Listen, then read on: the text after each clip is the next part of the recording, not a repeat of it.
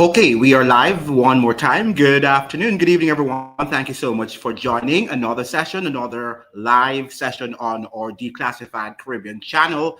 Now, tonight or this afternoon, we are looking at a developing story that could have consequences far beyond Venezuela's border.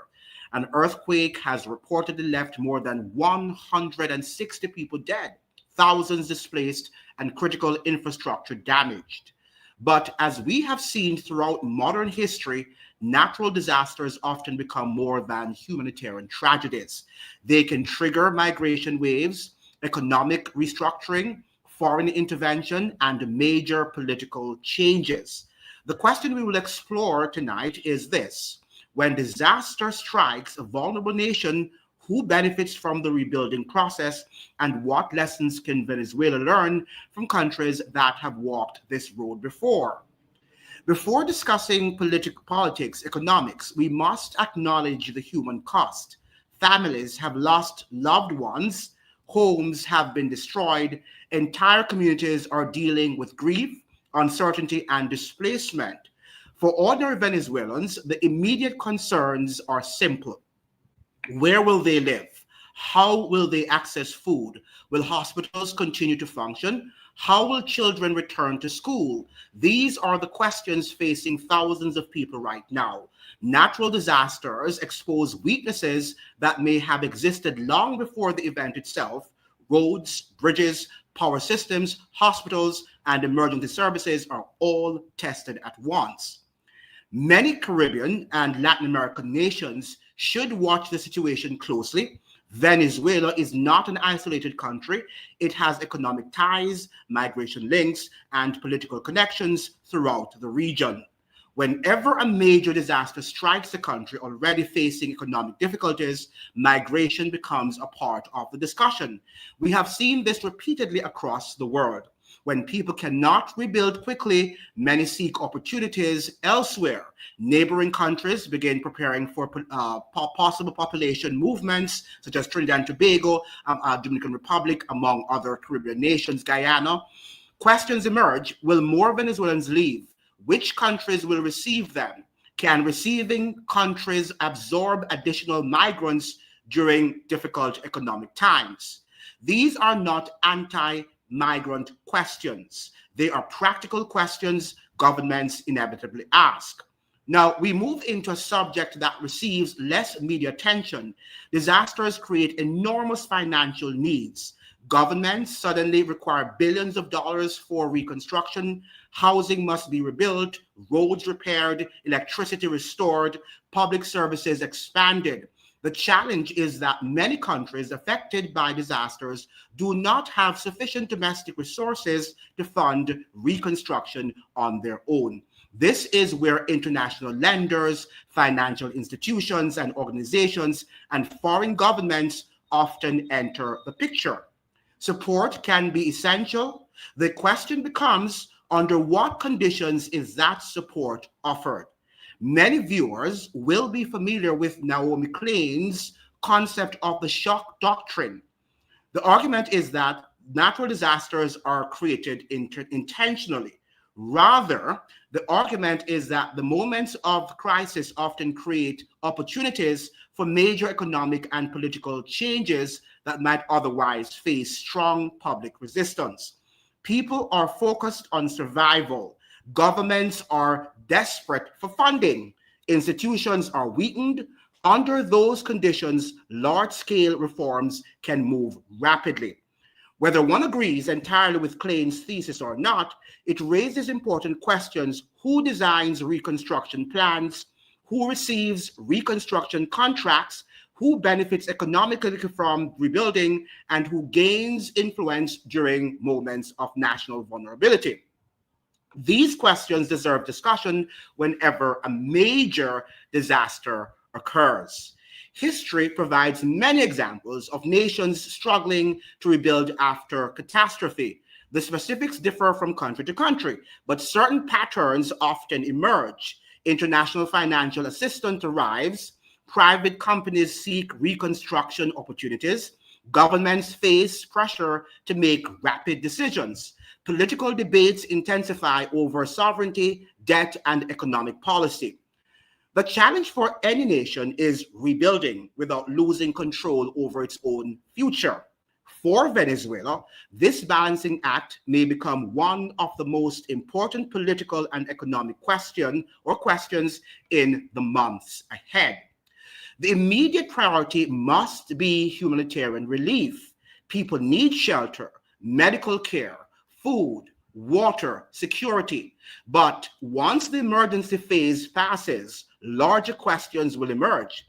How will reconstruction be financed? Will migration increase?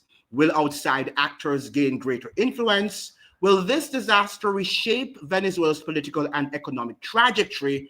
These are the issues we will be monitoring closely in this afternoon's discussion. Now, we'll be joined shortly by Mr. Gerald Pereira. He will be joining us for a short time to answer some very important questions. Before he comes on the platform, however, we're looking at what Marco Rubio, the Secretary of State, his response to this natural disaster, right, that is occurring right now in Venezuela, something that is quite strange. How can you have a double, earthquake, as it were, happening at the same time? One was 7.1 on the Richter scale, and then 45 seconds afterwards, you had another one which measured 7.5 on the Richter scale.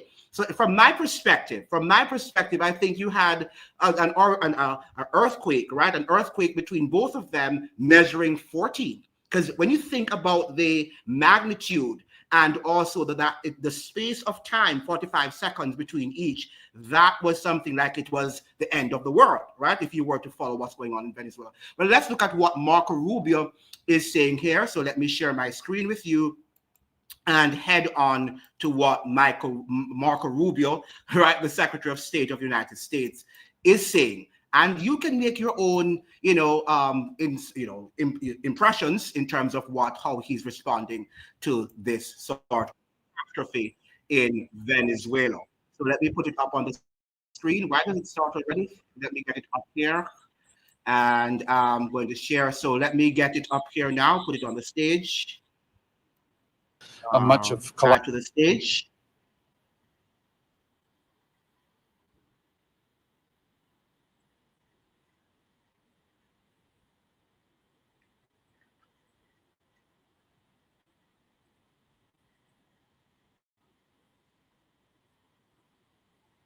...48 to 72 hours, because in search and rescue, you're trying to get to people while you can still save their lives. They're buried under rubble.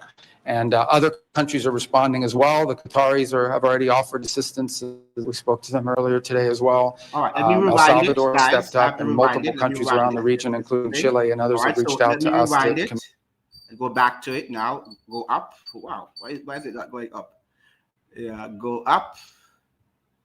Okay. So this is that's Venezuela. We're obviously awaiting we're already deploying search and rescue teams from Fairfax County, Virginia, and Los Angeles. There'll be some others we'll add. That's their most immediate need right now, is search and rescue efforts. They have a much of collapsed building.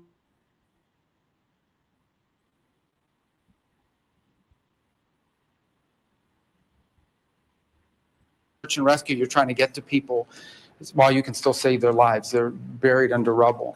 And other countries are responding as well. The Qataris have already offered assistance, as we spoke to them earlier today as well. El Salvador has stepped up, and multiple countries around the region, including Chile and others, have reached out to us to communicate and get that happening. As we move forward with that response, with the short-term phase of response recovery, the second phase, of course, will be identifying their more longer-term and acute needs. What are the things over the long term they're going to need help with? We'll have a better assessment of that after the next 48 hours when we're on the ground, and as the Venezuelan authorities get more visibility as to the level of damage in terms of housing. Where do you put all these people that don't have anywhere to go live? What we can do to help restore or help them restore their communications, their internet, their telecom, and so forth. We'll also have to manage what we expect is going to be a surge of private donation. I can imagine that there's going to be a lot of people from the United States and entities in the United States. We've already been in touch with some of the leading charities, but I know at the local level, particularly in places like where I call home in South Florida, there'll be a lot of people that are going to want to step forward and help and provide assistance. And we just need to find the way that we can step in and provide logistical support from that. In addition, of course, we've already stood up our disaster response teams at the Department of State and our humanitarian efforts. It's something we did very well in Jamaica after that storm, and it's something we're really prepared to do now. So I already spoken to Secretary Hegseth. The Department of War is going to have to play a big logistical role here because they have the ability to land in challenging places. Right now, the airport in Caracas is damaged. One of the runways is cracked. And so, but the Department of War has the capability to land in situations like that. So we'll need that. So we have an awful whole of government response. It'll be big, it'll be fast, and it'll be effective. And of course, obviously, we're in touch through our embassy on the ground, where I believe we have almost full accountability of all of our personnel there. And of course, Americans are safe.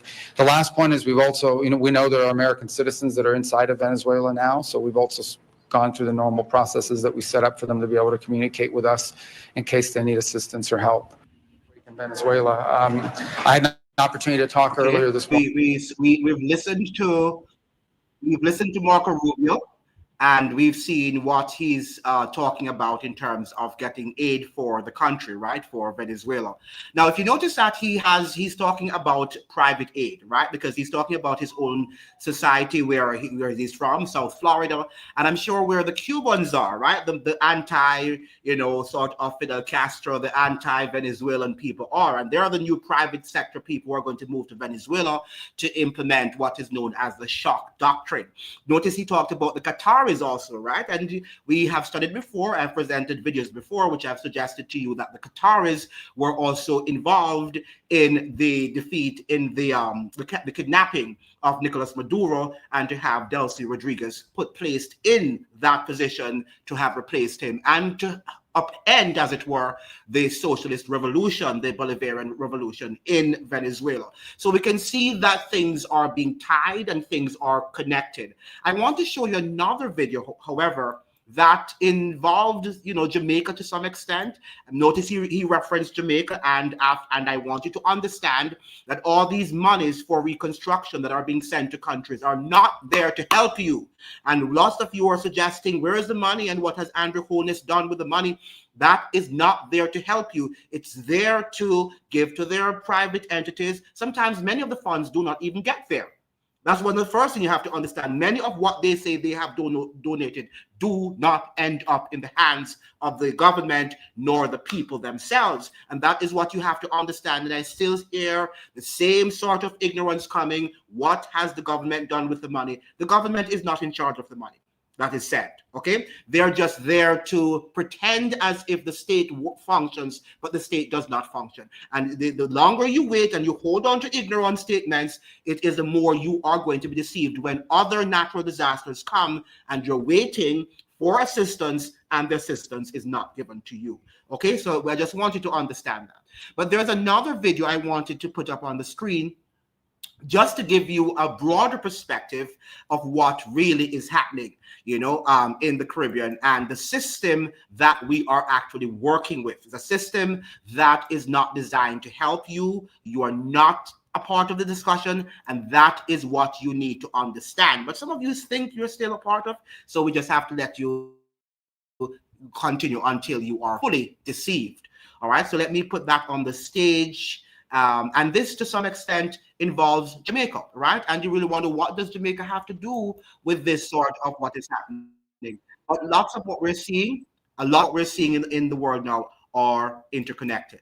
All right, so let me see if I can play this thing. Back in December, when I met what I now call your crack team of Mr. Humir, advisors, Riva and I thought we were going to be having the usual. I get into the remarks. I must tell you that back in December, when I met what I now call your crack team of Mr. Humir, advisors, Weaver and Headset, I thought we were going to be having the usual committees and white papers. Let's look at what happened in December, shall we? This is Audrey Marks and Andrew Holness meeting with the War Secretary of the United States. It looks diplomatic, right? Let's look at what happened next. Exactly 18 days after Jamaica met with War Secretary, Venezuela was invaded. So what a coincidence, Audrey Marks again is in a meeting with these same people representing Andrew Holness, which has nothing to do with labor shortage. To make it even worse, Trump came out again, but this time he wanted to address Cuba in the same exact month. All of a sudden Jamaica willing to accept 10,000 deportees based on a Gleaner report. Cuba's next, by the way, but pretend I didn't say that, please. Pretend I didn't say that. Please, please, please, media, please. Cuba. Okay, good. So we are not here to suggest in any sense of the word who is who, right? And how did this earthquake happen and who is behind the earthquake? What we're looking at is the systemic changes that are going to happen in the world as a result of the earthquake, right? And that is what we have to focus on. We need to focus on what needs to be focused on and leave the things that we are not privy to, right? And we know right now that the entire Caribbean system and Latin American system is going to see a lot of changes. They're already using Venezuela as the blueprint in terms of how they are going to move ahead. And why do you think our prime ministers and presidents in the Caribbean region are so much afraid? Because they saw what happened to Venezuela, and they realize that if they do not toe the line, that they too can be removed from office in that sort of manner. So that is what is happening. Let me see listen to a few of your comments here, and to welcome you online while you're there.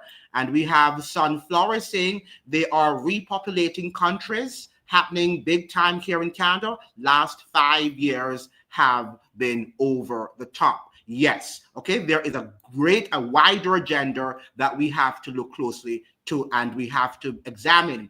Is Venezuela known for earthquakes? Yeah, I think that they do. I think that they do have, but maybe not frequently, but I think that they are on the tectonic plates like Colombia and some other countries there. Remember now that they're also a Caribbean country, if you want. They're just off the coast of the Caribbean. So yes, they are known. They can have earthquakes just like any of us in the Caribbean. Don't trust Rubio, right? We can't trust any of them because we know that they are a part. He has always been against the socialist revolution. He also still wants to invade Cuba. So when they get rid of Venezuela and all of the whatever intelligences, they are going to rebuild, as it were, Venezuela. And Cuba, of course, will have no support in what. So even if they are right now, after the removal of Maduro, even if you still had a few remnants of Maduro loyalists in Venezuela, I think that they are going to get them out right now in their rebuilding process. Good afternoon, Stephen Knight. Thank you so much for joining the live as usual. And we have Z saying, but when Puerto Rico had natural disaster issues, no help, and it's part of the U.S. because the U.S. already controls it, right? So that is perhaps the difference. The U.S. already controls Puerto Rico, so therefore it doesn't need to, send it in the way it's sending it. Remember too that when the same thing happened in Louisiana during the hurricane, that Category 5 hurricane that happened there, the people also complained. I had a student who came from there at Howard University, and he told me that they got no help at all during that Hurricane Katrina. So we must understand that there is a difference. The United States can say to Congress that we need to help a foreign country, but they're not really helping the country. So I'm saying to you, they're just really there to restructure in their image, right? And to make as much money as possible. Go and read the book by Naomi Klein, The Shock Doctrine, and you will learn about what happens and how the IMF and the World Bank and these neoliberal institutions come in immediately after natural disasters. You can also learn a lot from Haiti, and what took place there in 2010 after that major earthquake there. Again, we have to learn. And I think that we're not connecting the dots. The more these things are happening, we treat them in isolation instead of treating them as a whole. We forget, because I understand, don't get me wrong, so many things are happening that we sometimes don't even remember what happened yesterday, because we see these things happening so rapidly, so frequently, so it's hard to really put them in your memory and to digest them in the way that we should. Now, Steve Knight is saying, what a good time to sneak in some alphabet agencies. Absolutely, they're going to be down there. And that's what Marco Rubio was intimating when he spoke. He said that the people out of South Florida, the Qataris, notice that he has not mentioned any other country that might be opposing U.S. policies in Venezuela, right?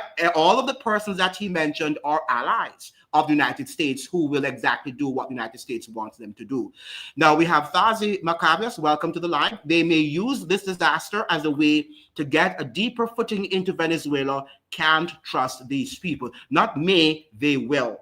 Right? They will, because that is how the business is run. We must understand now. And you know, one of the things we have to do now among ourselves, we have to create funds among ourselves. We might have to go back, what they call it again, the cooperative society, where everybody comes together in your own community and you formulate your own banks and systems where if you have a natural disaster, then we have to help ourselves, right, in the community, because guess what? Our governments are not going to help us in the way that we think they should help.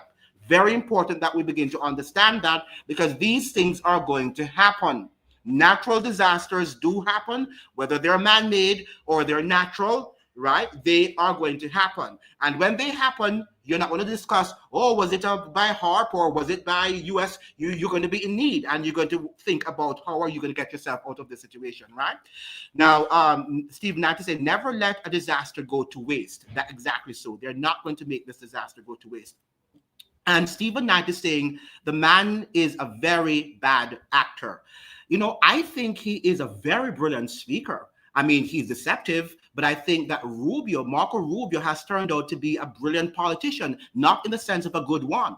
I think that he's an excellent actor, by the way, but I'm just saying a bad faith actor, if you will, right? But he is certainly no fool, and he is strategic, and he speaks eloquently, confidently, even when he's lying, right? So he is strategic, he is effective, and we've got to watch him very, very closely, because he might end up becoming the president of the United States. If you listen to him and you look at J.D. Vance, he tends to be more eloquent of the two. People tend to look at J.D. Vance as this bright guy, and he is, but Marco Rubio is turning out to be somebody that I really didn't expect to demonstrate that level of political depth, if you will, and strategy. Now, good evening, Professor and Caribbean family. Good evening, Marie Antoinette. Welcome back to the live. And we have the Naval SEALs arrived in Trinidad. Wow, just in time for the earthquake. Impeccable timing. Wow, didn't know that. Thank you so much for telling us that, Marie. And that is something that I will have to do further research on. So everything seems to have been timed properly, right? They will build global digital smart cities. That's El Monte. Welcome to the live. And data centers moving forward wherever there is a war from torn region or natural disaster. Yes, that is exactly what they're moving to. Right? So we have to be on the outlook for these things, and they're going to happen rapidly. And many of us are going to wake up one day and see that our lives have just changed drastically, just like the pandemic, and we don't know how it happened so fast. Right? Now, so now is the time to make your mind, to condition your minds to understand that this world is not the same that you used to live in.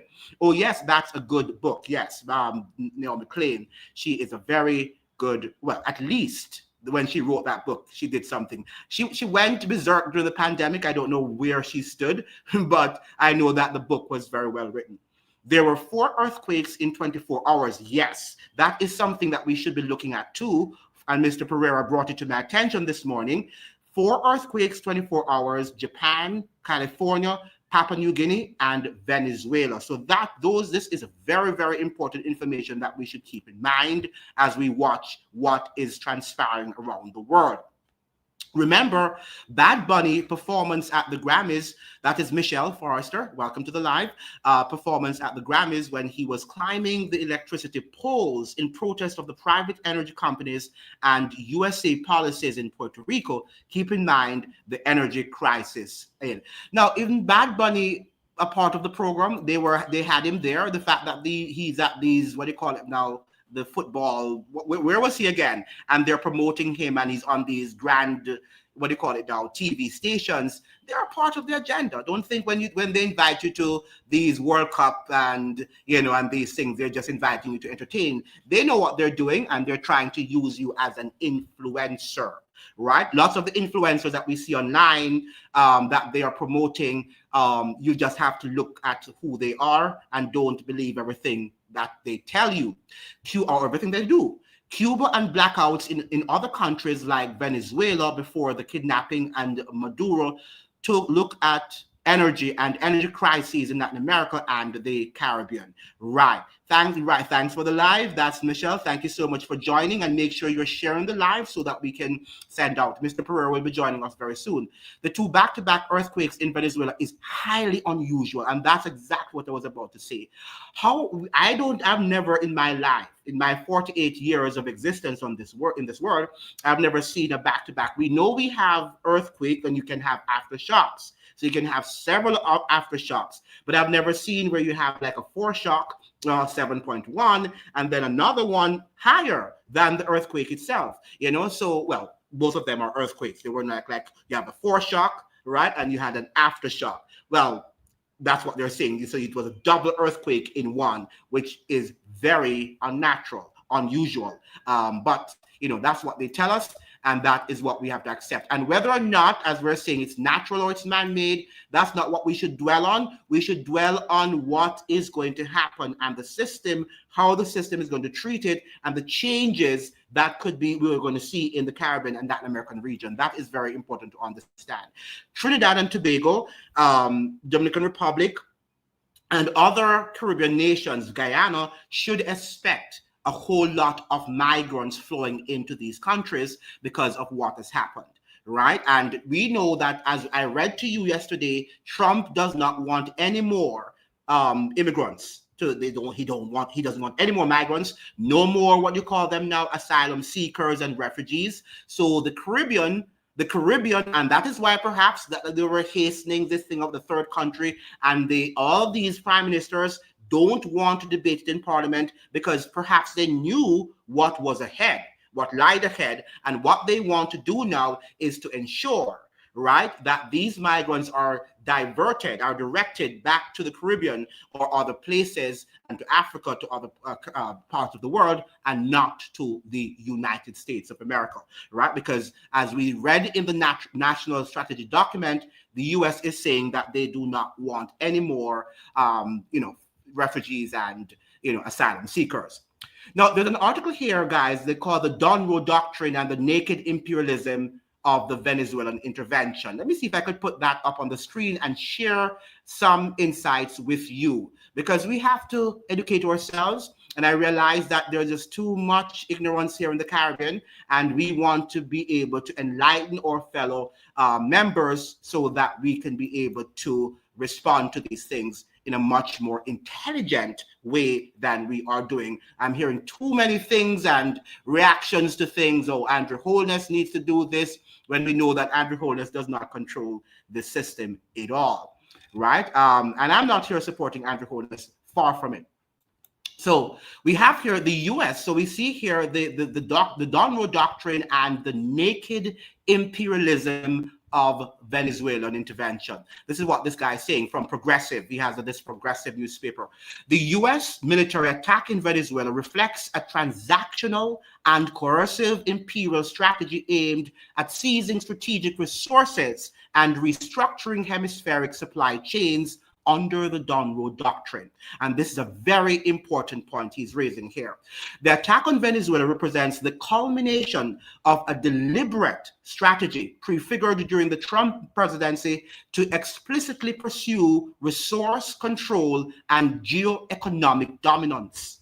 Geoeconomic dominance, which means world dominance in the Western Hemisphere. framed as the Monroe Doctrine, a transactional corollary to the Monroe Doctrine. The intervention targets Venezuela for its vast oil and critical minerals, leveraging political narratives around immigration and drug trafficking to justify aggression, which it did on January 3rd. The U.S. military intervention against Venezuela, culminating in the abduction of Nicolas Maduro on January 3rd, 2026, has been prepared for a long, long time, he's saying. In an article published in Carta Capital in February, that's on February 2019, entitled Donald Trump, the End of Globalism and the Crisis in Venezuela, I argued that the then president spoke with unusual frankness about the real objectives of U.S. imperialism, not the defense of democracy or human rights, not even the selective respect for international treaties shaped by liberal ideology, but control over resources of strategic and economic value. Even then, Trump openly criticized his predecessors for not having taken the oil from Venezuela or Iraq, or the rare earths from Afghanistan, making clear a predatory logic that traditional liberal discourse had long concealed. And we heard that Mark Carney says that what they were doing before in the old order, right, in what we call the rules-based order, were mere rituals. It was just ritualistic. They never really meant what they said they were doing. It's just like going to church and you sing some hymns and and you're praying, but it doesn't mean anything to you. That's exactly what they were doing during this international rules-based order. It was never real. It was fake. All right, and but Donald Trump has now unmasked the fakeness of that old order, the rules-based system. In January 2013, Trump tweeted, "I still cannot believe we left Iraq without the oil." In a debate with Hillary Clinton in September 2016, I don't know what he's saying in, but it should be on, he proposed a return to the 19th century. The custom was that the spoils belonged to the victor. Now there is no longer a victor, but I always said, take the oil. As president, Trump pressed the Iraqi president twice to cede more oil to offset war costs. So they know they're waging lots of wars, and they want all of our minerals, natural resources, everything that we have in our respective countries. Former National Security Advisor H.R. McMaster reportedly rebuked him the second time. "It is bad for America's reputation. It will scare our allies, and it makes us look like criminals and thieves." But they don't care. In January 2019, Vice President Mike Pence stated that Trump is not a fan of foreign interventions except in this hemisphere, the so-called backyard. Okay, so we know where the agenda is going. It foreshadowed the Monroe Doctrine. Also in January 2019, then National Security Advisor John Bolton stated that we're in conversation with the major American oil companies. Venezuela is one of the three countries that I call the troika of tyranny, along with Nicaragua and Cuba. So you will see the agenda was already there even from Trump's first administration, his first time as president. It would make a big difference to the United States economically if we could get American oil corporations to truly produce and invest in Venezuela's oil sector. Listen to this now. In 2025, at the meeting of the Fourth Dilemmas of Humanity, Perspectives for Social Transformation, organized by the Tricontinental Institute for Social Research, the Land Workers Movement, MST, and the International People's Assembly, IPA, in Sao Paulo, I argued that Trump would choose Venezuela as his first military target in the so-called Western Hemisphere in what would be the first direct military intervention in South America in history. The argument was simple. Attacks on Canada or Greenland would be far more risky and far harder to defend diplomatically. Venezuela, by contrast, offered justifications that the MAGA movement's political base would accept the alleged threats of Venezuelan immigration and Venezuelan drug trafficking while offering vast reserves of oil and critical minerals for the technological rivalry with China. Right? So all of this is also in preparation for the final showdown with China. The National Security Strategy, NSS, published by the Trump administration on the 4th of December 2025, some of which we read last night, formalized this hemisphere strategy centered on strengthening critical supply chains, reducing dependencies, and increasing U.S. economic resilience, while making it difficult for non-hemispheric competitors to increase their influence in the region. And that is why Carrie Lake is now being sent to Jamaica. This document enshrines what analysts have called the Trump colony to the Monroe Doctrine, or more sarcastically, the Donroe Doctrine, an explicitly transactional and coercive version of Pan-Americanism that subordinates Latin America to the United States imperatives of security and capital accumulation. But this is not only Latin America, it's also the Caribbean. All right, whenever they say Latin America, we are also involved, right? In practice, the military intervention in Venezuela is not a defense of democracy or humanitarian intervention. It is the official end of the globalism that tied U.S. military power to the liberal ideology of national sovereignty in the United States United Nations Charter, as I warned, was Trump's objective as early as 2019. It is the end of the American century, imagined for the world by Woodrow Wilson during World War I and rehearsed by Franklin Delano Roosevelt in World War II. So we are now living a new era, as it were. It represents the securitization of strategic resources in the context of the Sino-American rivalry, and eventually an effort to restructure global production chains along geopolitical lines. Not according to Trinidadian lines, not according to Jamaican lines or Barbadian lines or Guyanese lines, according to what? Geopolitical lines. This is a dangerous precedent that puts sovereignty at risk across the region, starting with the new troika, the new dominoes to be toppled by U.S. imperial power, Cuba, Nicaragua, and Colombia. Right? So we see that there is an agenda. There is an agenda, and we've got to say, who is next? Who is next on the agenda? Right? That is what we need to say. And how are we going to ward off the United States? That's the question we have to ask ourselves. How are we going to stop her on her imperial desire, her imperial quest? That is the question that you and I, those are the arguments that we should now be having in our chat. How can we steer the United States away from us, from exploiting us, right, and doing what it wants to do with us? Because at the end of the day, why are you voting then?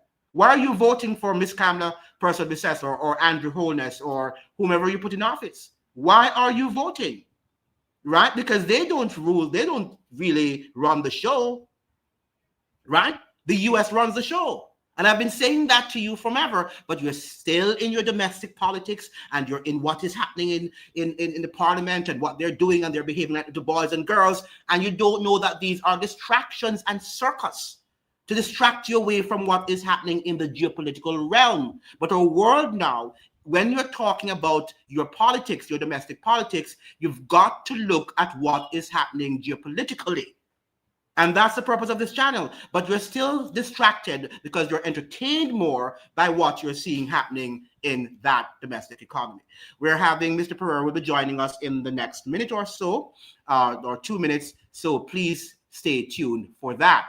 Now, so this is where we are moving to, ladies and gentlemen. And here we have also, in a dramatic shift, the Americas have become a leading migration destination.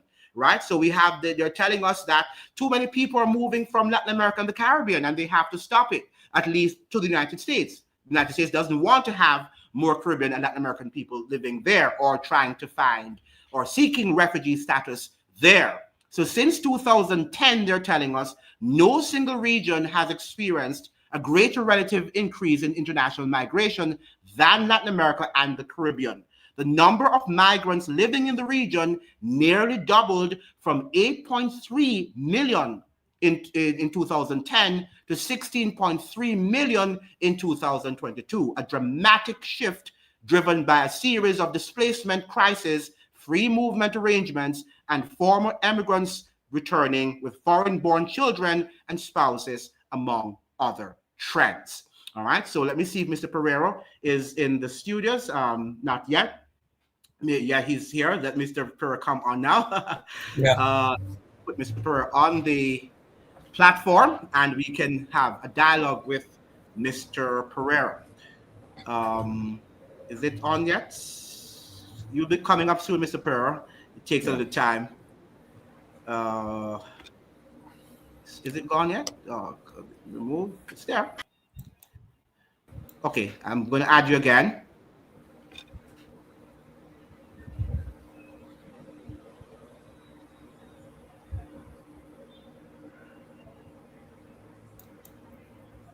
Yes. Okay, good. I was wondering what was happening. Good evening, Mr. Pereira. Good evening. Good evening, brother. Yes, thank you so much for joining us another time. We see lots of things are happening in this world. Indeed. And we are back in Venezuela again after the big thing, the drama with Hugo Chavez, not Hugo Chavez, but Nicolas Maduro. Now, Mr. Pereira, what is happening there? What do you think is happening with this this earthquake, and what do you think is going to bring for us? How do you think? What are the implications for those of us living in the Caribbean region?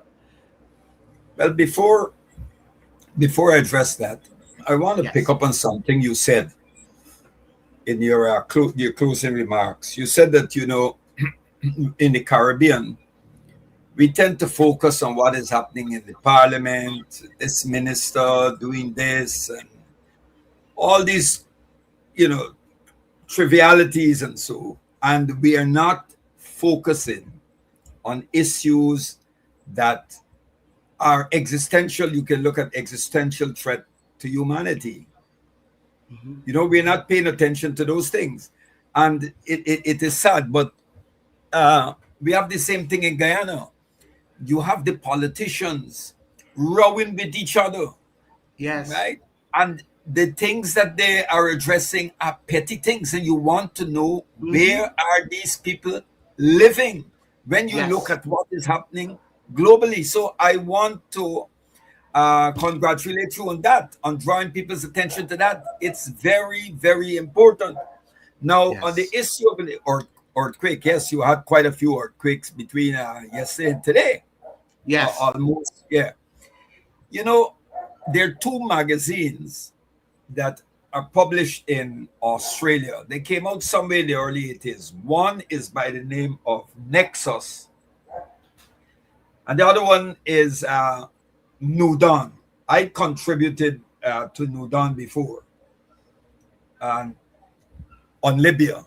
But these two magazines, at the time when they came out in the early 80s, people were not paying attention to some of the things that they were talking about, what the writers there, the different writers were putting out. And there is concrete evidence to show that the United States intelligence services, certain departments in the United States, over the years, over the decades, have been experimenting with weapons, if you want to use the term weapons, that can trigger earthquakes or natural disasters. This is not conspiracy or sit down and something. No, this has been well documented. Even former CIA officers have admitted to this. In fact, the research is showing that the Nazis during the period under Hitler were experimenting with all sorts of things. And the US had access to this.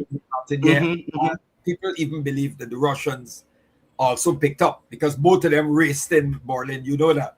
And that's how you had someone like Werner von Braun, the German scientist who ended up working for the Americans and the NASA, the North American Space Project.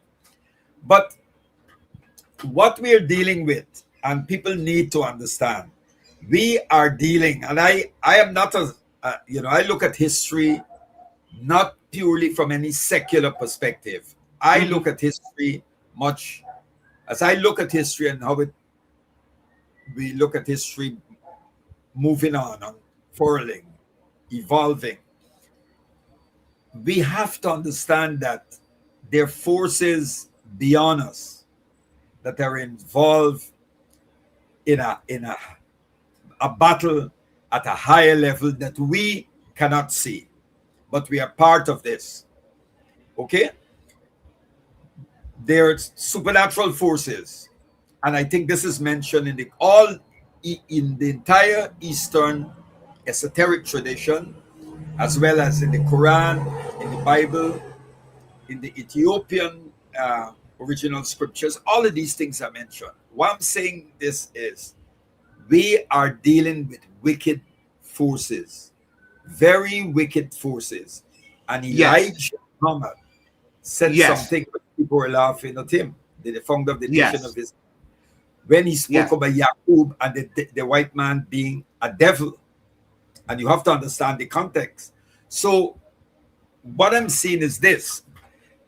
Now, the United States under Trump, you said that they want to keep out refugees. Of course, non-white refugees, because it is well documented. A former journalist, a Guyanese journalist who worked for years with a leading Canadian broadcasting TV, as an actor, said that the Canadian government is taking Ukrainian refugees and putting them up in 5-star hotels. While refugees, non-white refugees, are stuck in makeshift camps in Canada. Yeah, that was a fact. Yes, this as well. So what Trump is doing, the Dunroe Doctrine, what Trump is doing, Trump, of course, the Dunroe Doctrine, Trump sees the world as real estate for America to grab and to take over, right? Either to bomb you, sanction you, or bully you to hand over your territory. This is it, because the Dunroe Doctrine has no respect for any sovereignty and territorial integrity, or any race, too, because we can see what is happening in England, and the fact that they are forcing their people in England to invest in defense, and the prime ministers there know that that is going to conflict with helping the public to survive, healthcare, investing in healthcare, education, and that's one of the reasons why Starmer had to even resign. And many of them are resigning after, a couple months or a year, right? Yeah. Well, I think what we are going to witness, some time ago, someone wrote about the coming, I can't recall the name of the author, but there was this book called The Coming Race War. And you're seeing it where we're heading. Look at what happened in Ireland, Northern Ireland, recently, where white supremacists and far-right groups went around telling Africans, non-white people, Africans and other people to leave their homes. They were burning them, beating them up in the streets. And so because of an incident involving, I think, a Somali refugee who stabbed a white man, yeah, I read that. And look what the thing. But the thing is, we need to understand that people say, well, why are you coming to our country? That's what the far right and the racists in Nigel Farage and them in Britain say. Why are you coming to our countries?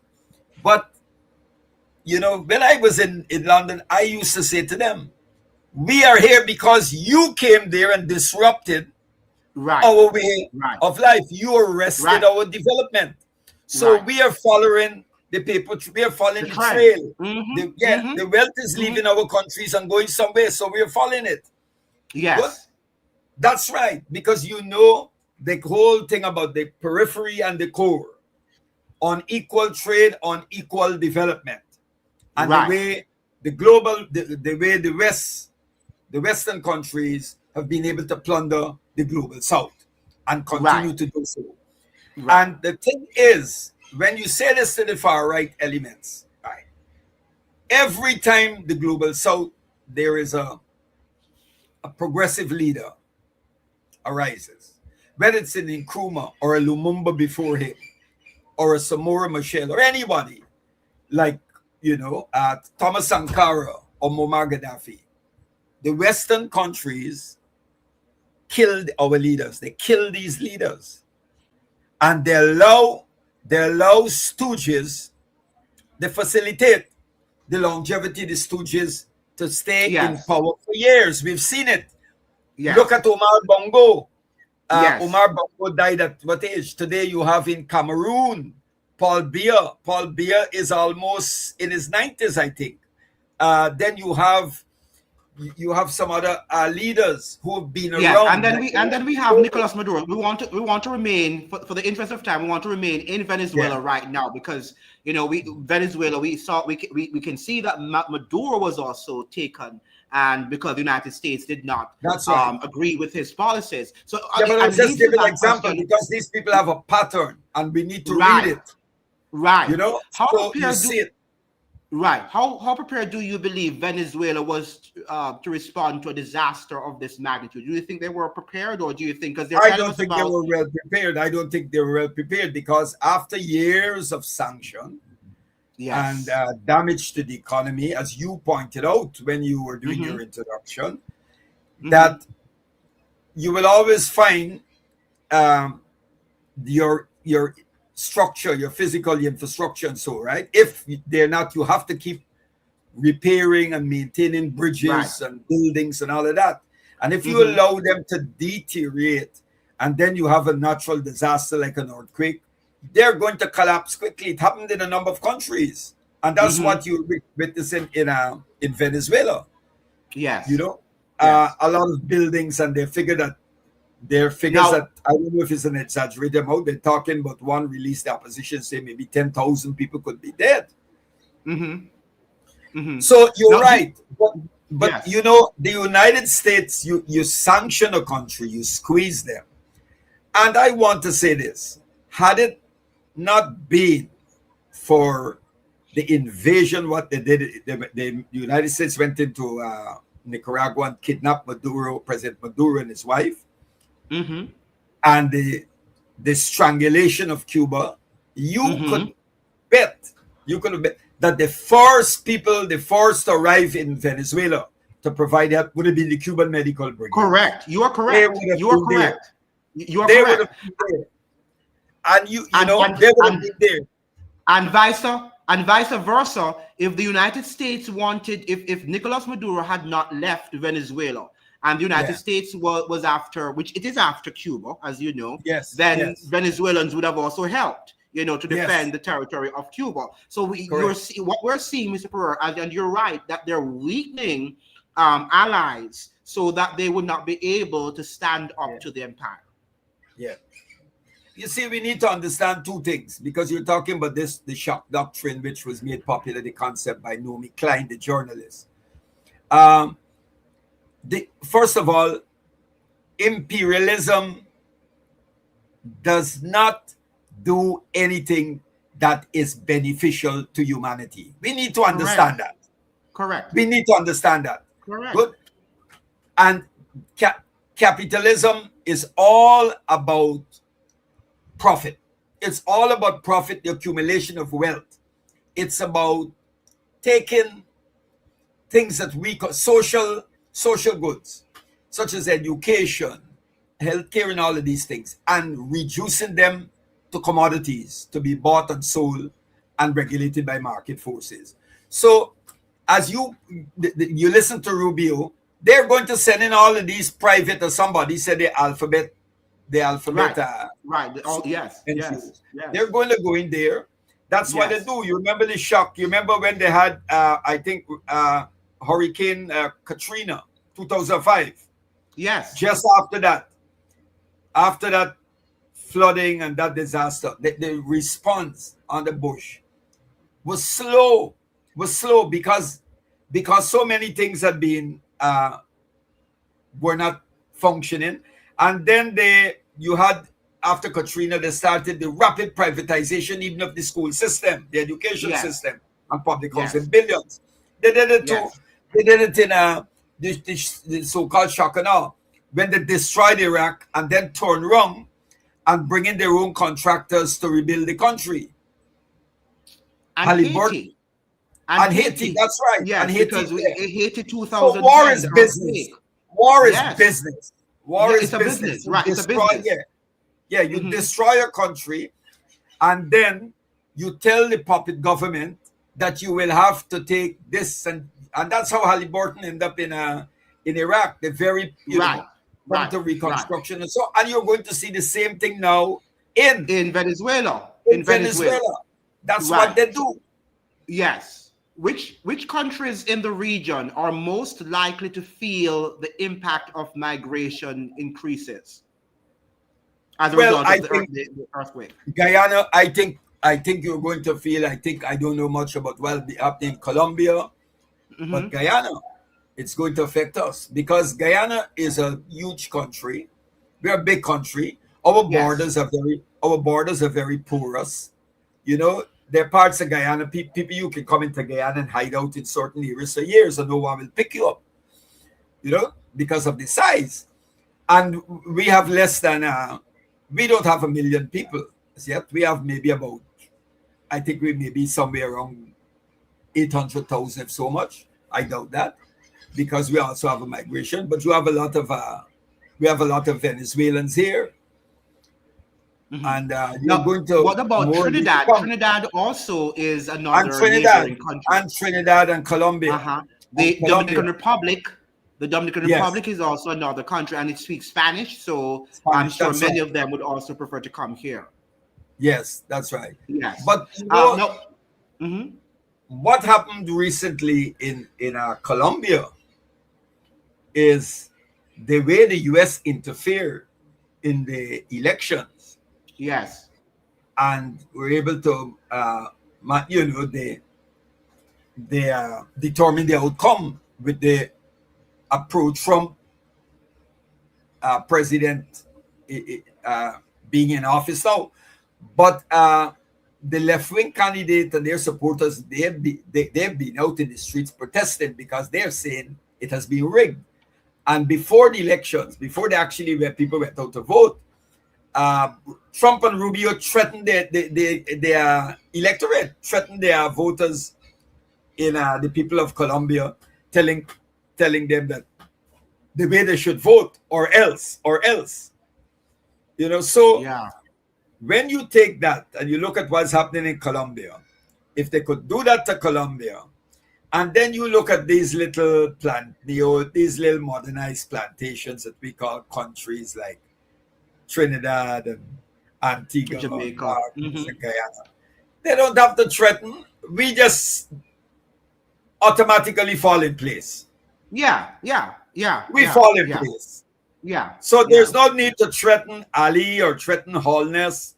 They, as you pointed out there, they don't want to be treated like Maduro, but they could never be treated like Maduro because they were always part of you know what. Well, let's give them their credit. They might be opposing, but they don't have the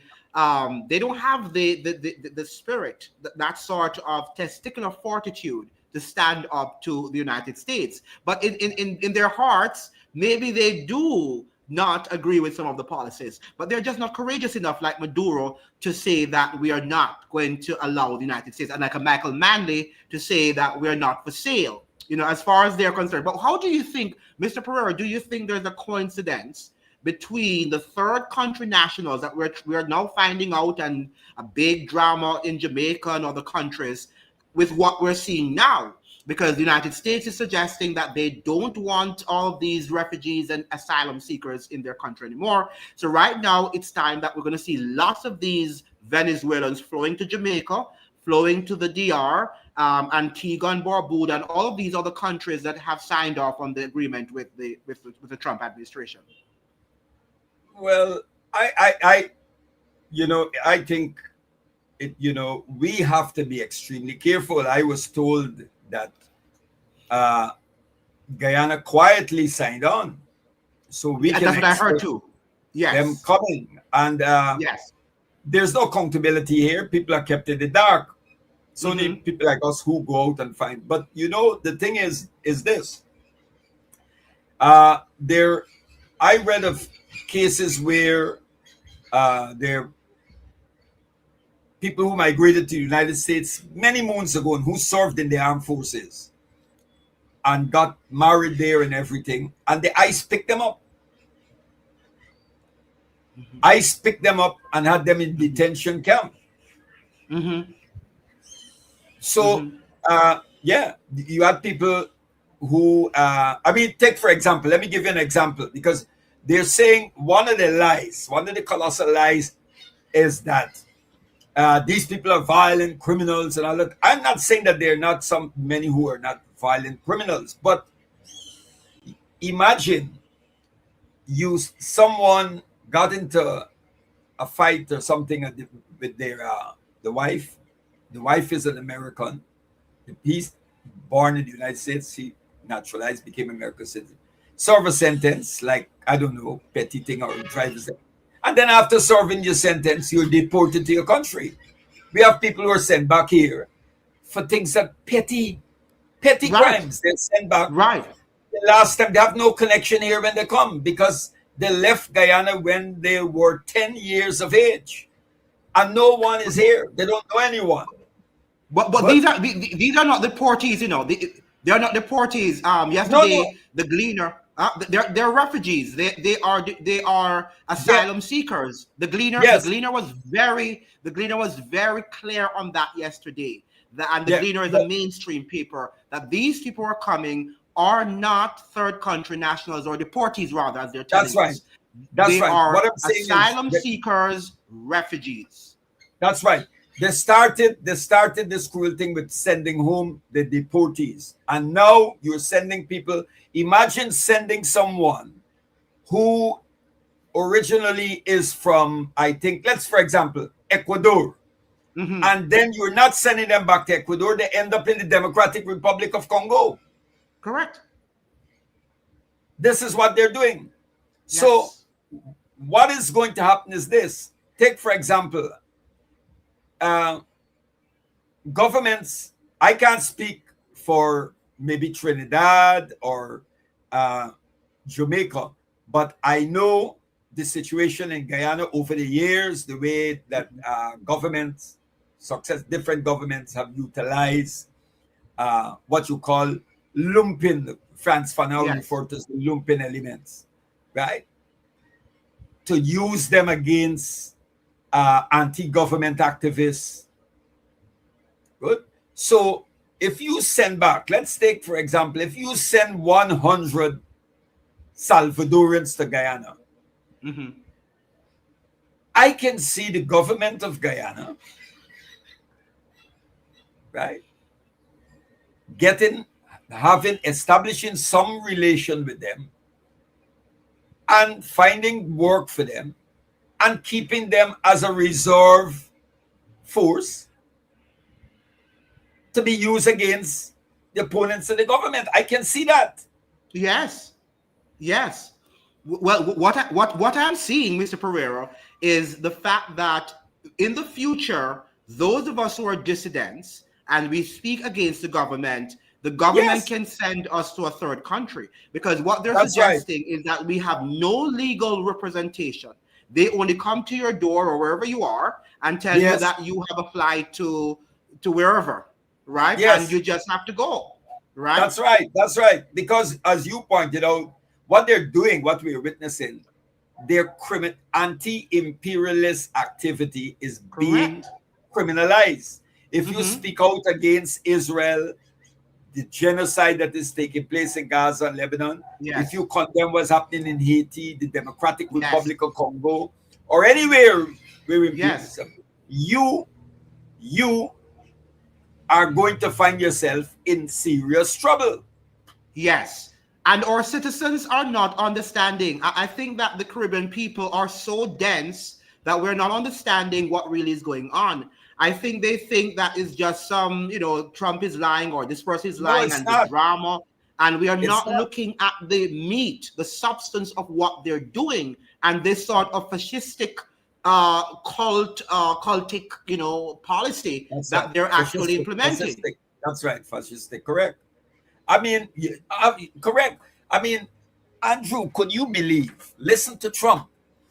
Do you know the aircraft carrying the president of Iran and the delegation to Pakistan had to be escorted by Pakistani Air Force fighter planes? Because they got wink that the Mossad was going to destroy the planes, take out the planes or something, right? So where we are today in the world is just unbelievable. That the United States and Israel, listen to Trump's language. He said that Iran better shape up. He said, and if they don't, he's talking about the president now and the speaker, the parliament speaker and the foreign minister. They're lucky if they effing make it back home. That's what he said. Could you imagine if a leader, if Robert Mugabe, but Robert Mugabe was a gentleman and a very brilliant mind. Could you imagine a leader of the global south talking like that? Huh?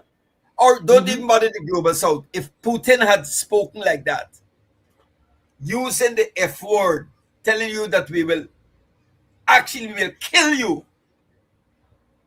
And this is the language. This is how they're talking. So now what he's doing, he is whitening, as Margaret Kimberly, the executive editor of Bar Black Agenda Report, pointed out. Trump and his administration is whitening the United States. They're whitening the United States. They're not sending back they're not sending back Ukrainians or Armenians or Russians who are no. They are sending back Latinos, brown skin, Mexican, and black people. That's what they're doing.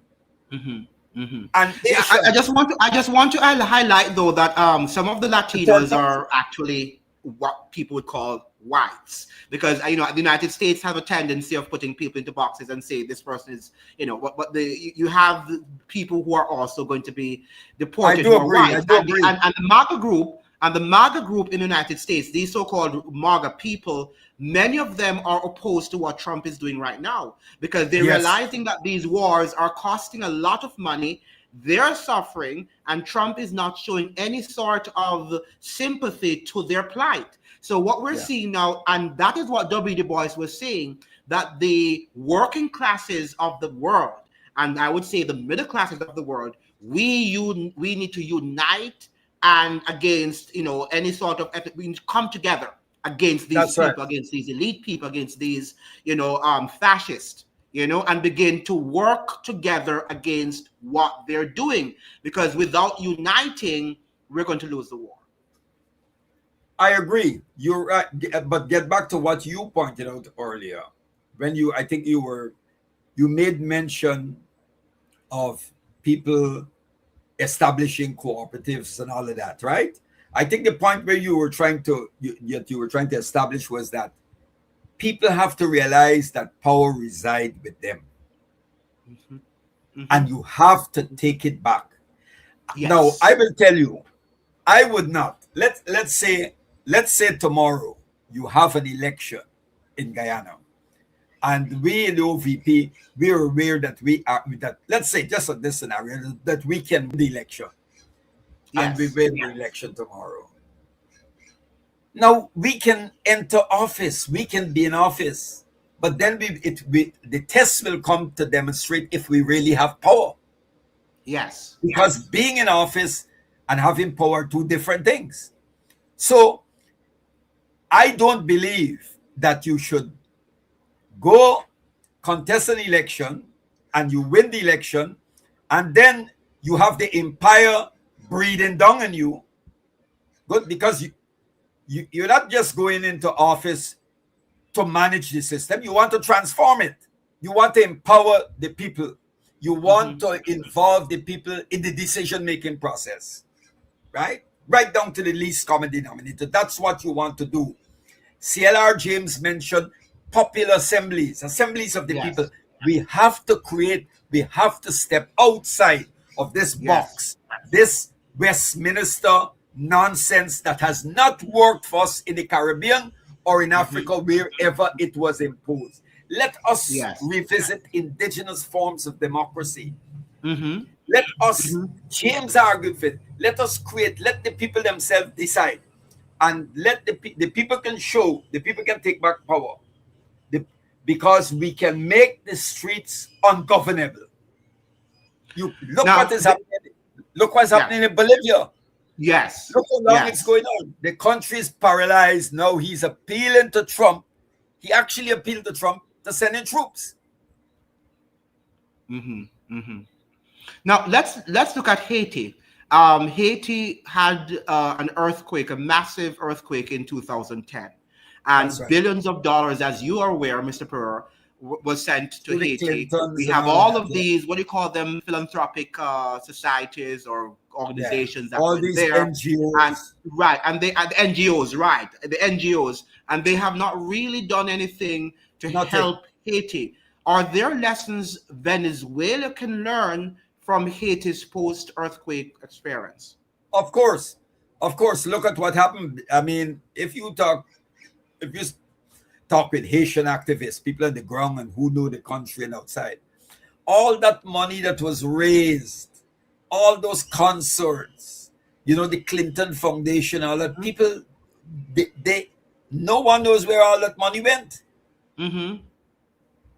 Mm-hmm. And then these NGOs, somebody used to refer to them as a great Pan-Africanist. Tajuddin Abdul Rahman used to Yes. refer to them as NGOs mean nothing going on. But I love people that. make a whole career, right? And the money, all the bureaucrats, the people who are in the NGOs, they travel around, they travel in first class, and that's where the money goes. The money Yeah. doesn't reach their people. And do you know the amount of, I was reading not too long ago, do you know the amount of NGOs that are in Haiti? They're called, by the way, they're called the country of NGOs. Haiti is now Yes, a country look at of that. Yes, NGOs. look at Yeah. that. Look at Mhm. that. I was like, yeah. So, and that tells you where's the country? Where's the country today? Mm-hmm. So you're right. The Venezuelans can learn from Haiti, because what they're going to do, you'll have all of these people going in there, these private, and the Americans will go in there. The Americans will take more control. They will push back. They will push back the government in a number of areas, and the government will continue to make more concessions to them. Yes. How can we help? How can we in the Caribbean? Let us not even say CARICOM, because CARICOM is US run institution. How can we as citizens of the Caribbean help in the rebuilding process of Venezuela? Good question. I believe, my brother, in people to people. I think we got to go outside the government, people to people support, right? People. I'll give you an example. Do you know the amount we're raising containers and a lot of things like solar panels and medicines and so for Cuba? And you should see them people donating items, solar panels and everything. And the governments have not done anything. At CARICOM, they said that they were going to send assistance to Cuba. And after that discussion, there was no follow-up on it.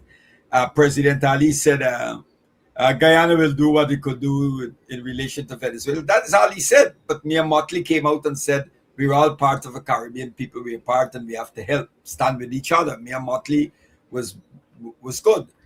I think at the end of the day, we have to look back at our history, which is important because we have that connection. Remember when Simon Bolivar was fighting for the independence in that area? Haiti supported the struggle. Haiti, when he failed, he left Jamaica, he went to Haiti, they sent him back, outfitted him with ships, printing press, money, weaponry, everything to liberate that country. So Haiti demonstrated that internationalism since the Haitian Revolution. So we owe it to each other because all of us fought struggles, against for liberation. But the Caribbean, the Caribbean for many years, Mr. Pereira, and you know that have always the region, the countries in the region have always had very warm, relationship with Venezuela. I'm not sure what it's Trump which came about and No, I destroyed agree. That's what and I'm saying. Yes, and destroyed that destroy sort them. of relationship that we had. Mhm. Yeah. I see someone is saying just that they live in Canada and that in Canada's Yes. taking all kind of refugees. That's not what I'm saying.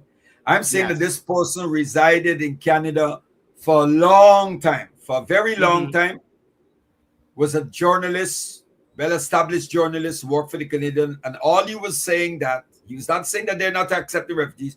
He was saying that the white refugees have privilege where they're being put up. That is what In he's Canada. saying. In Yes, Canada. yes. Chris is saying ICE. Let's look at before you go, Mr. Pereira. ICE is doing so much unscrupulous stuff to arrest, detain, and deport people. The reality is that racism motivates the deportation agenda from groups like the Heritage Foundation. Absolutely right. Correct. The Heritage Foundation is a right-wing think tank.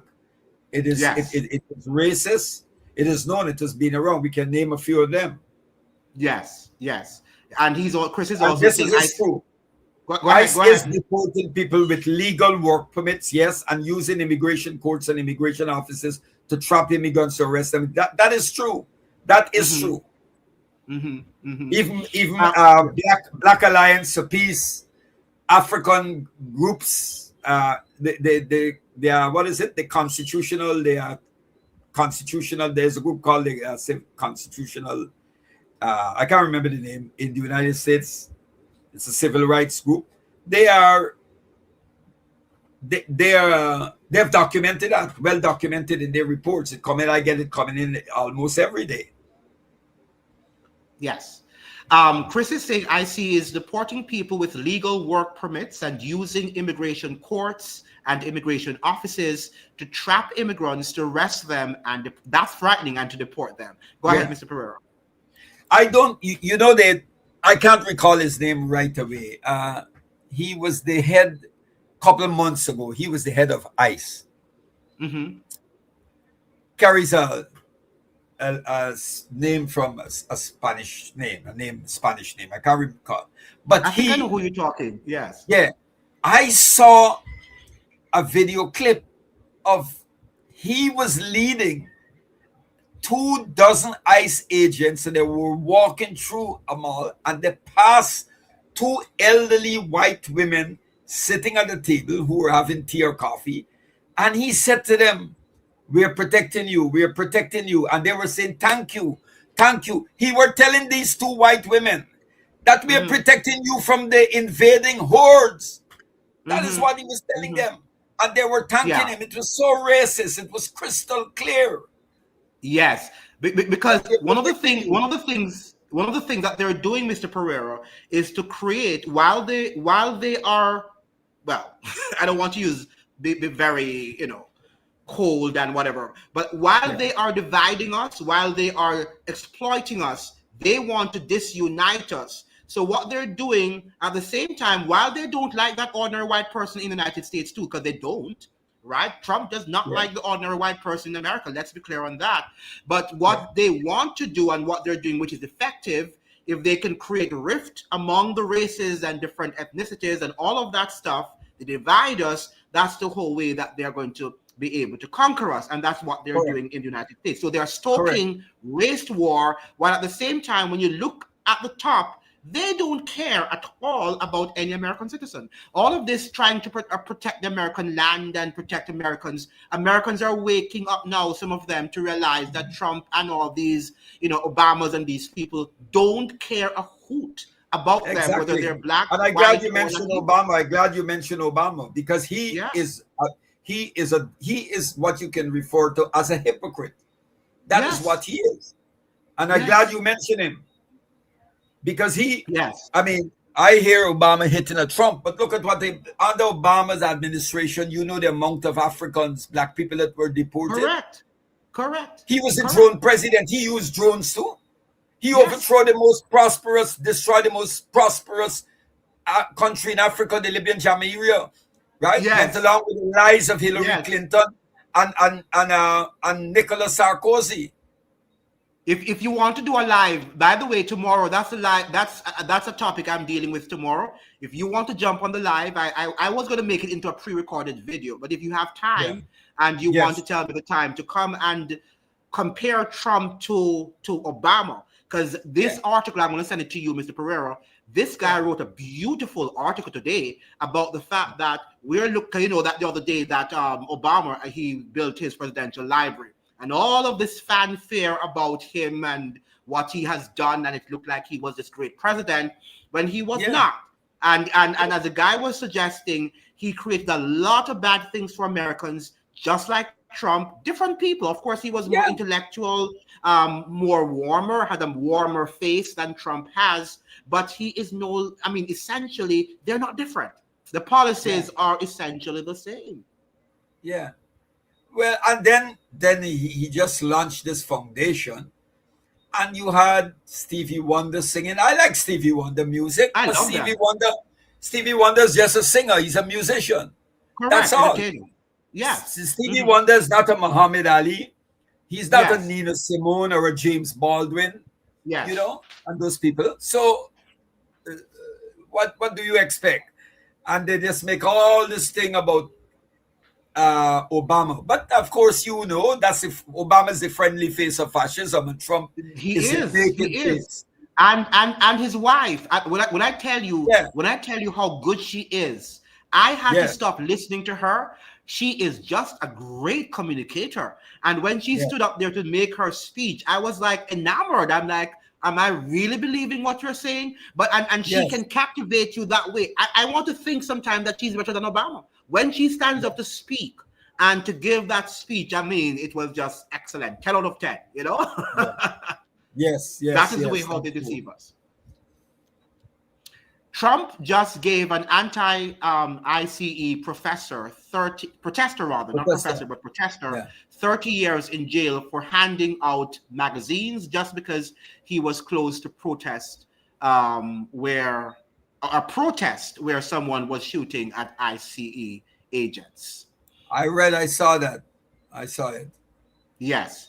And ICE has even arrested and detained Canadians and Europeans, but yes, it's pretty much only people of color being targeted. Yes, I think that's what they're doing. They're trying to disunite us, that we don't come together to fight against this fascist society. And we're not calling on board anybody who is racist. Anybody who is racist, we can't be on board with them. That's for sure. But what we need to understand that we can't win this battle on our own. We have to unite with anybody, Hispanic, Asian, whatever, who are willing to come on board. But they must understand that we are not pro any, personalities. We are anti the system, and the system has Pan-Africanists, we're anti-racist. Pan-African, we're anti-racist. Yes. Pan-Africanism is not, we're not racist. We fight.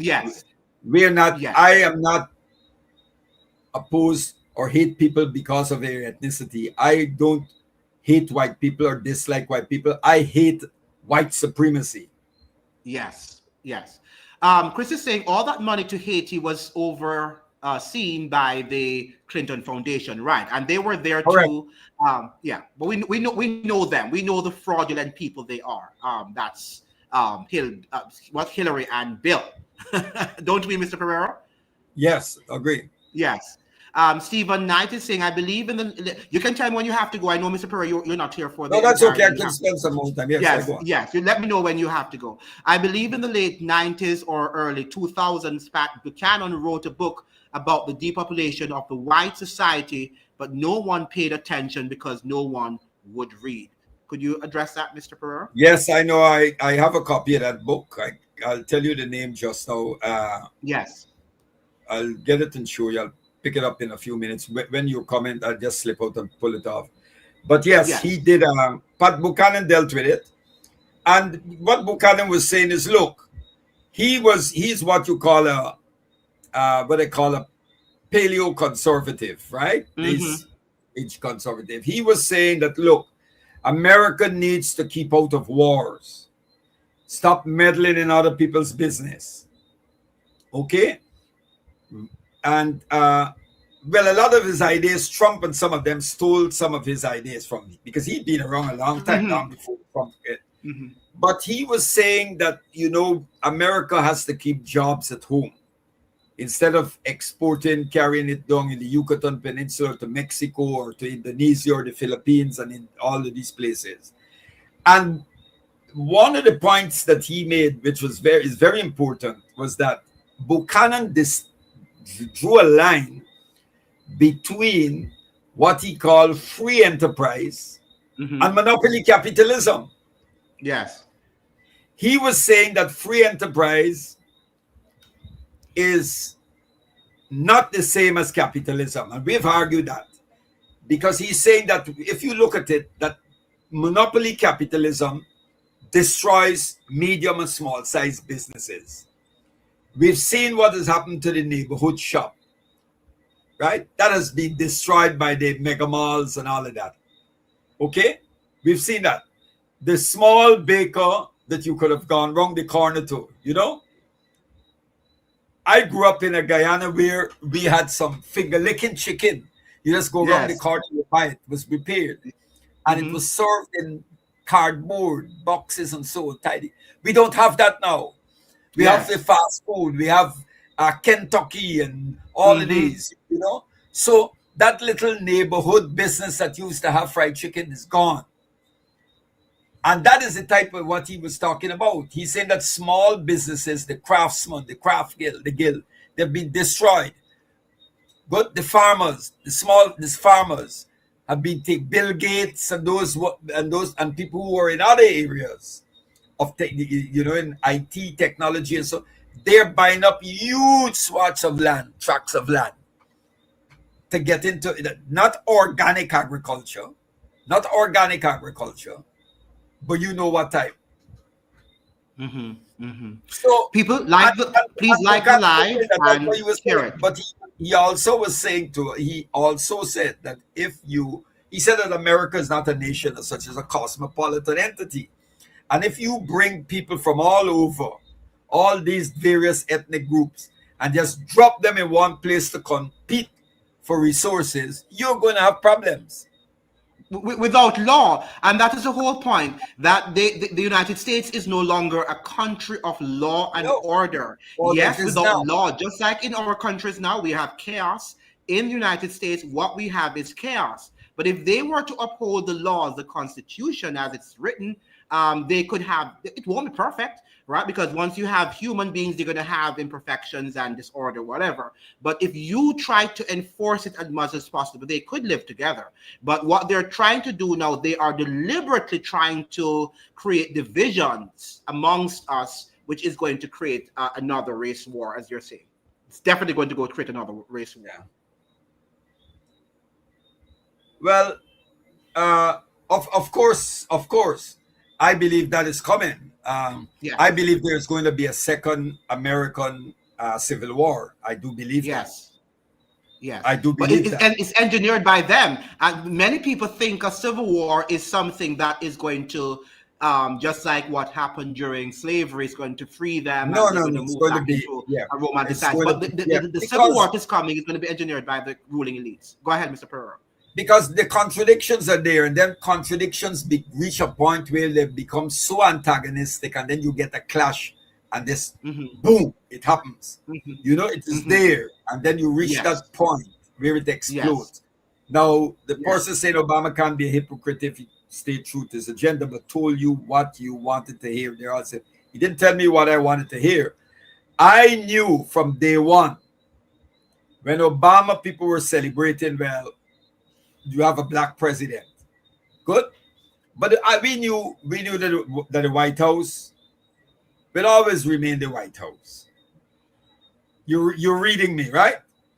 Yes. And white supremacy is so clever. You see, white supremacy is not just a system of domination. It's also like a disease. It's like a disease. It can infect progressive people and some of the finest minds. Because I would not be when Obama became president. Okay, you say something when you're outside. Trump did the same, but the minute you get in there, into office, the deep state gets to you. the deep Yes. state, shadowy officials, unelected, get to you and you toe the line. And that is what happened. Yes. It happened to Kennedy. Yes. Do you know there's Yes. there's an American author who I met him years ago. He was visiting Libya. He gave me a Yes. copy of his book, Michael Collins Piper. And he did tremendous research showing that the Israelis, that the Zionists, actually set up the killing of John F. Kennedy. Yes. Yes. Michael Collins Piper was persecuted. He was persecuted. Good. And he couldn't get work anyway and all of that. He had to eventually died. But he was a great thing because the Zionists wanted to pursue a nuclear weapon and Kennedy was opposed to it. And when you look at all that happened at the time of the Johnson administration, everything we know. So the deep state is what Trump and them are talking about, the deep state. Today we're talking about the deep state. But you can recall C. Wright Mills, who wrote The Power Elite. He said that Americans feel that because they can elect, they have this illusion that you vote to change the party, you vote for the Republican or Democrats. He said, but you exchange those parties, but they're people who you do not see, those powerful corporations, powerful players, the people behind the money and all of that who influence and shape electoral outcomes. You see it. So Obama had to fall in line, even if when he was running wrong as a congressman, he was senator and he was well-intentioned. The minute you get there, it's a different ball game. It's a different ball game. You know? Very well said, because it's a system. It's a system and not a personality contest. That's right. It is. And I would not be surprised. I would not be surprised, my dear brother, if one day you find the white supremacists, they're good enough at taking a black man and making him the grand wizard of the KKK. Yeah. Don't be surprised. You know Jean-Marie Le Pen. Jean-Marie Le Pen. Yes. The National Front. His daughter took over the National Front and they changed the name. I think the name now is National Rally. But at the time when Le Pen was the leader of the National Front and had this anti-immigrant line, the head for the National Front, National Front in Guadeloupe, I think in Guadeloupe, was a black woman. Yes. So don't be surprised if tomorrow they put a black man to be the grand wizard of the KKK. But that is not going. Yeah, I would not be surprised. Yeah, huh? I wouldn't be surprised. You would not be surprised. I don't think you would be surprised because I think you know how white supremacy operates. Yes. And Mr. Pereira, can you introduce yourself? Distinguish form from the essence. The form from the essence. Very important. Kwame Ture said some things, formerly Stokely Carmichael. Black faces in high places does not necessarily translate to black empowerment or black power. Well, you know, as you said, Mr. Pereira, I think we can describe the U.S. government as officially KKK. I mean, Trump presidency has showed us that, right? That if you want to see a KKK in operation, it's the Trump presidency, right? Of course. So the fact that they placed Obama at the helm in 2008, you know, I guess it was their way of not saying we're KKK, but you know, it's to silence black people, then to silence people of color, that you can't demand anything because we've given you the highest position in the land, right? That was a deception, and many people were not seeing that was a deception. That you cannot demand anything more of us because we have put your own in the White House. Right? Whilst he was pursuing policies that were trying to suppress people of color, even in Africa, AFRICOM and all of that was Obama's legacy. Yeah. So these are things that we need to be aware of. Brother Andrew, cross over the Atlantic, go to Britain, the UK. Yes. Some of the most vicious anti-immigrant ministers in the Conservative government. Yes. were people of Indian and Bangladeshi Indian background. And these were people who their parents came as when some of them their parents came to Britain, the UK, as refugees. And when you hear some of them stand up and talk about immigrants, you'll want to know it's just amazing. But remember, it was Eric Williams of Trinidad, or it was C.L.R. James of Trinidad. Either of them. I can't remember which of them. They're more vicious than some of the whites. Yeah, but remember Eric Williams or C.L.R. James, one of them was the one who told us that the whole European racial structure hierarchy came from India, came from the caste system of India. So that should not be surprising. We must know that the Indians are some of the most racist people on planet Earth. And we know that they have a hierarchy in India, right, in terms of the skin tone from the lightest to the darkest. So we know that that is something that we should not be surprised about. Well, do you know that Indus Valley civilization, the Dravidian people, are very dark-skinned? Yes. And if you talk to the so-called untouchables, the Dalits, some time ago they had formed an organization called the Dalit Panthers, the Black Panthers. They copied from the Black Panthers in the United States. I met some of them at the conference against the anti-racism conference in 2001 in South Africa. They'll tell you the stories. There are 36 to 38 million so-called untouchables who can't even vote and yet you refer to India as the largest democracy, whatever. But you're right. The origin of modern racism and the European racism, white supremacy, has its roots in the laws of Manu and Hindu theology or / cosmology. The caste system, the caste. That's right, because when Hitler came to power,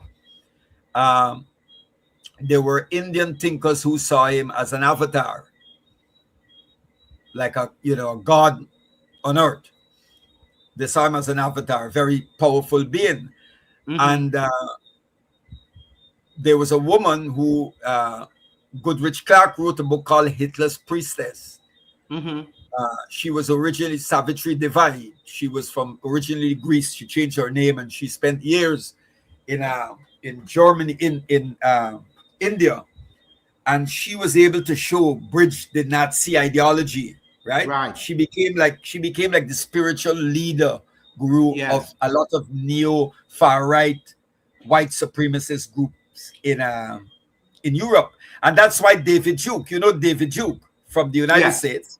He founded a player in the NAACP. He founded an organization called the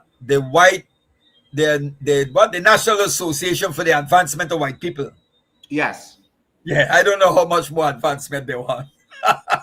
Anyhow, but he wrote a book. When based on his pilgrimage. He referred to his pilgrimage to India, and it says that it opened his eyes to a lot of things. So you're right, and people need to know this, and they do that because you remember when they were fighting when the Japanese were in India during the Second World War. Chandra Bose went and sought the assistance of Hitler to drive the British out. And they put him on a submarine, said that you got to go and talk to Japan because it's in that area. And he formed a liberation army with the support of Japan to push out the British. So it is. The roots of modern white racism, supremacy, has its roots in the Hindu caste system. Because it was there in Europe before, but it was refined. It was refined. I think they refined it even more so, having come into and a lot of these, it was brought to the Caribbean too by some of the British servants, and they adjusted it. They adjusted it and modified it to suit they sort of where they are, put it in context. Yeah. And it should not be surprising to you, Mr. Pereira, who is a Guyanese, and Trinidadians who are because you know that there's a big Indian population in Guyana and also in Trinidad. So to you and to Trinidadians, it shouldn't be surprising of the rabid racism in England by these people, because we know that in the Caribbean also that is a factor. You have spoken about it on several occasions on this platform about the Indians and how they behave. In fact, you're saying that there's a segment in the United States who are closely aligned with the Trump administration and his far-right sort of ideology. Yes. Can you tell us who you are again, Mr. Pereira? Because we are so accustomed to you, but one of my subscribers is asking. He's a recent one. He wants to know who you are, and I don't have anything up here. So could you just introduce yourself again for us? Well, I am the chairperson of the Organization for the Victory of the People of Political Formation in Guyana, and by training I am an educator, theologian, and a journalist. Yes. And I did psychology too, but I don't see myself as a psychologist. You're an all-rounder. You put it in this way, Mr. Pereira is an all-rounder. Mr. Pereira is a political analyst. He is also a pastor, an administrator, an activist, which is his most important role as he sees himself. Stephen Knight is saying Obama did more harm because he used his status to do it covertly. You agree with him? Some things were done overtly. Yeah, well, covertly. Yeah. You think it was over? You think it was overt? Well, a lot of things were very glaring. But do you think it was glaring to us who read and who but to the people, they gave him 2 terms in office. It's almost like and if Obama should say tomorrow that he wants to go back to office, I'm telling you, Americans will vote for him. I'm telling you that. If the Constitution were to allow him to go back a 3rd term, they would vote for him, or he probably possibly his wife too, but more so for him. Andrew, Sigmund Freud said, I think in his latter days when he was dying, he said, I spent all my life, most of my life studying human beings, and I still don't understand them. And the education system is what we have to look at. We're conditioned, we're taught to look at things that people like myself and many others and you might consider insignificant. Let me tell you what. There's some people who are carried away with a charismatic leader. I think Max Weber examined that in the role of charisma. And I think are cheating in the hero in the crowd. There are people who could be carried away with a person, the way they speak, the use of words, sweet, the flowery language, and they're wrapped with it. Yes. And that very often can be very deceitful. I have listened to leaders who are they're not orators as such, but when they speak, there are those of us who can feel what they're saying. Yes. But you have those type. But Obama have that swag and thing and all of that, and we get carried away with that. We fall for form. We like form, but nobody stop other than the ones who are elevated in consciousness, who have the consciousness to know, look, this man is playing us. This man is a spokesperson for big business. He's the front for the establishment. Yes. And you're right. They will come out and vote for him. If Hitler returned tomorrow, there are people, all those far right, there are people who will rally around Hitler. Yes. Because I think that the Donald Trump administration and what we're seeing now, Mr. Pereira, are you there? Yes, I am here. Put you up the screen? Yeah. What we're seeing, I think I did something wrong. What we're seeing now, with the Trump administration, I think that it's worse than Hitler, if you should ask me. I agree with you. I've said it. Yeah. I've said it. Yeah. because Yeah. I think people are there's people who are actually engaged in historical revisionism now, revising, because a lot of things that we were told, okay, Yes. about Hitler, Nazi Germany, and all that. Now, I just want to share this with you quickly, Yes. because we're talking about Hitler. My mom, my grandmother, my mother-in-law, and those people, they were brought up on a diet. They believed that Edward the Eighth, who abdicated the throne in the United Kingdom because he was not allowed to marry Wallis Simpson, a commoner who was a divorcee, right? So he abdicated the throne. He went, I think he lived in the Bahamas at some time. And the story that was given to the colony was that this was a love story. Here was this man who was prepared to give up the throne. He gave up the throne rather than not being able to marry to the woman he loved. And they saw it. It was conveyed to them. That was the narrative. And they thought about it until it took their children and grandchildren to open their eyes then. It was well documented that he, in fact, there's photographs of it. He visited Germany before the war broke out, and he inspected a Nazi guard of honor. Hitler referred to him as the ideal fascist monarch. Wow. He said, I will not be the presiding monarch. I will not be the monarch that will lead Britain into war with Germany. Because you have to remember that all the Georges, the King Georges, from all those Georges, have their roots from Germany. Prussia, you know this. Because at one time, King George the First couldn't even speak English, I think. And they brought him on the throne. He was a German speaker. He couldn't speak English. So you go back and you see that these European monarchs, they're all related, whether from Sweden, Norway, Denmark, Greece, they were all in. Even the Tsar of Russia was related to Queen Victoria, right? This is what we. This is what. Why I mentioned it was because they told us this lie. But listen, she was a Nazi supporter, and she used to operate for Nazi as a go-between, the same way like George Bush, right?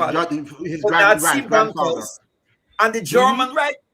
This is what they were doing, and that was all. It was not a love story, but that is what the narrative they fooled the colonies with. Right. Here's a very common sort of retort. So we know that the system is rotten. Z is saying, however, sometimes you have got it. You have to get in bed with the lesser of the two demons between Obama and Trump. Which one should the Caribbean go to bed with? I rather not get in the bed. I rather sleep on the ground.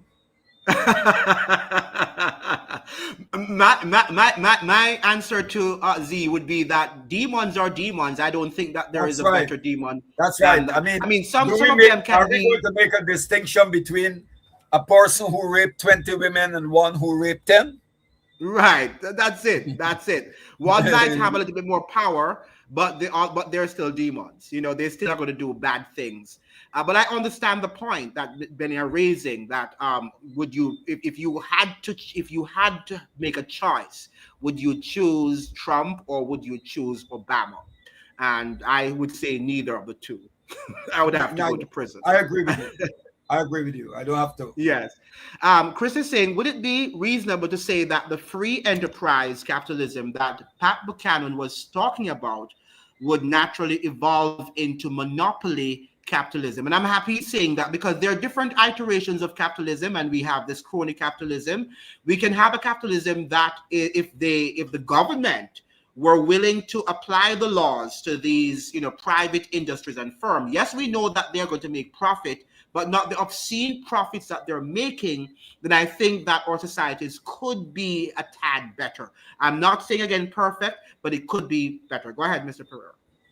Well, first of all, I think there's a when the term free enterprise is free enterprise, the term is used to make to draw a line to say, well, look, people should be able to trade, people should be able to produce goods and sell goods without with some force being applied on them, whether it's the state and some entity that is coercive, right? And it could be the state, and it could be the market itself. It could be the market, because what Buchanan was saying, no, Buchanan was drawing the line. Buchanan drew a line between free enterprise and monopoly capitalism, because I think we need to put it this way. I would like to say private enterprise. Yes. They've always been, I think we need to understand this, that private enterprise existed long before capitalism came about. Long before. Good. And the market existed. The market predated capitalism. We had the market during feudal order. In the slave societies, people who were sold in the market. Right. Good. So that is what Adam Smith, because people like to say that Adam Smith was the father of modern capitalism. That's not true, because we can't really forget that Adam Smith was also a moral philosopher. But we need to understand that, and it's there in the, I think, Christian social doctrine, Catholic social doctrine, even Protestants have argued it. It's there in this. And the Jews. And the Jews, yes, that the market, there must be an ethical dimension. There must be a fair wage and a just price. Right. A fair wage and a just price. It is the role of the state. I do not believe the role of the state is to control from the largest oil company, from gas to bauxite, to the supermarket or the bakery shop on the corner. No. But the state must set a framework that would protect, that is there for the common good and protect everyone within that framework. There's rights for the employer and there's rights for the employee, right? Good. And the market, the market must operate, or what you call private enterprise must operate within a national framework. Because if you do not allow that, and we allow the mechanism of the market to just operate by itself, we have found over the decades that it regulates to the few. Yes. You're correct. And that's why they have to have laws. That is where you get, yes. And Marx was right in pointing out that inherent in capitalism is the tendency to concentrate wealth in fewer and fewer hands. Yes. Another thing that we have done is that we have allowed the private entities to control the state, when the state should be the one that regulates the private industries. And that's the mistake that we have made. So right now you have these private corporations controlling the state, and they do whatever they want to do. That's right. And that's right. The state has become an arm of the corporation. Correct. And that is fascism, as you've always said. That is the essence of a fascistic state, right? That is what we are today. That's right. Now, emotions will run. Are you saying something? Go ahead, Mr. Pearl. Go ahead. I'm not hearing you. Can you hear me? Hello? Yes. Okay, good. I wasn't hearing you. Yes. Yeah, that nexus between big business and the state. That's what Mussolini said. He said fascism is the bond, that bond between big business, that amalgamation, and the state. Right. That's right. Right.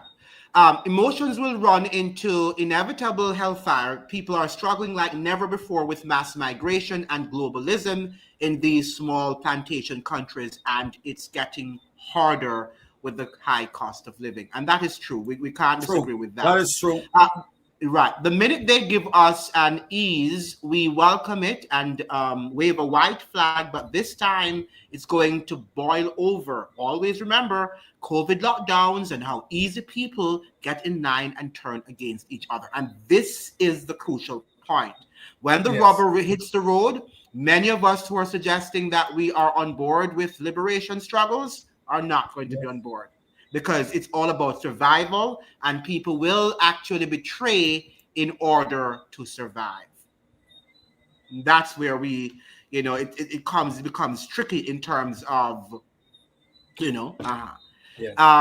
these days. And can I ask your esteemed guest if he has seen the U.S. neo-imperialist machinery at work where Guyana's massive oil discoveries are concerned? How active is that? Very, very active. Very, very active. Yes. And I can tell you, when I listened to the chief executive officer of ExxonMobil in Guyana, and I listened to the U.S. ambassador, you believe that Guyana is a colony. Well, our leaders have allowed us. We've been recolonized. Imagine we have entered into contracts, and the contract that the two governments entered into with the first government entered into with Exxon. It is considered one of the worst contracts in the history of oil and gas industry anywhere. Mm-hmm. Yes. And the present government campaigned in 2020 elections that if they win the elections, that they were going to renegotiate the contract. It's a lopsided contract. And I was in a program and being interviewed, and the moderator asked me, he said, do you think that if the PPP, which is the present government, gets into office, it will renegotiate the contract? And I said, they will never renegotiate it. They're only telling the people that because it's election time. And I was right. Because you see, our people don't understand. ExxonMobil is not an ordinary entity. It's an arm of U.S. imperialism. It's a very powerful entity. Mm-hmm. And when you listen to the CEO, he actually, now, Andrew, they talk about sanctity of contract, sanctity of human life, not that contract. Don't imagine. It's like you are the owner of a huge mall, and you decide you have 300 employees, and you are selling this mall to me. Good. No one can tell me that I am buying the mall from you. You can't tell me that I must keep all 300 employees. Right. No, I can keep those who I want to retain, who I wish to retain, and I can bring in those people who I want. Mm-hmm. So they're hiding behind this thing of sanctity of contract. Good. So what's the purpose? As President Burnham once said, if Guyana does not have control of its resources, its natural resources, then then we're no different a colony. We're not. We are colonies. And the Exxon chief, and then the U.S. ambassador oversteps, like they always do.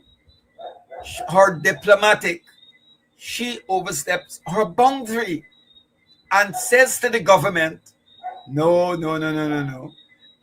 You can't change the contract. So she comes out in defense of Exxon. She's not defending the U.S. government interest. People say, because they don't seem to understand. So she comes out and defends Exxon. Good. And people are confused because before Trump entered office, Biden said, "Oh, Exxon made more money than God." So some in Guyana said, "Look! You see, even Biden is attacking Trump.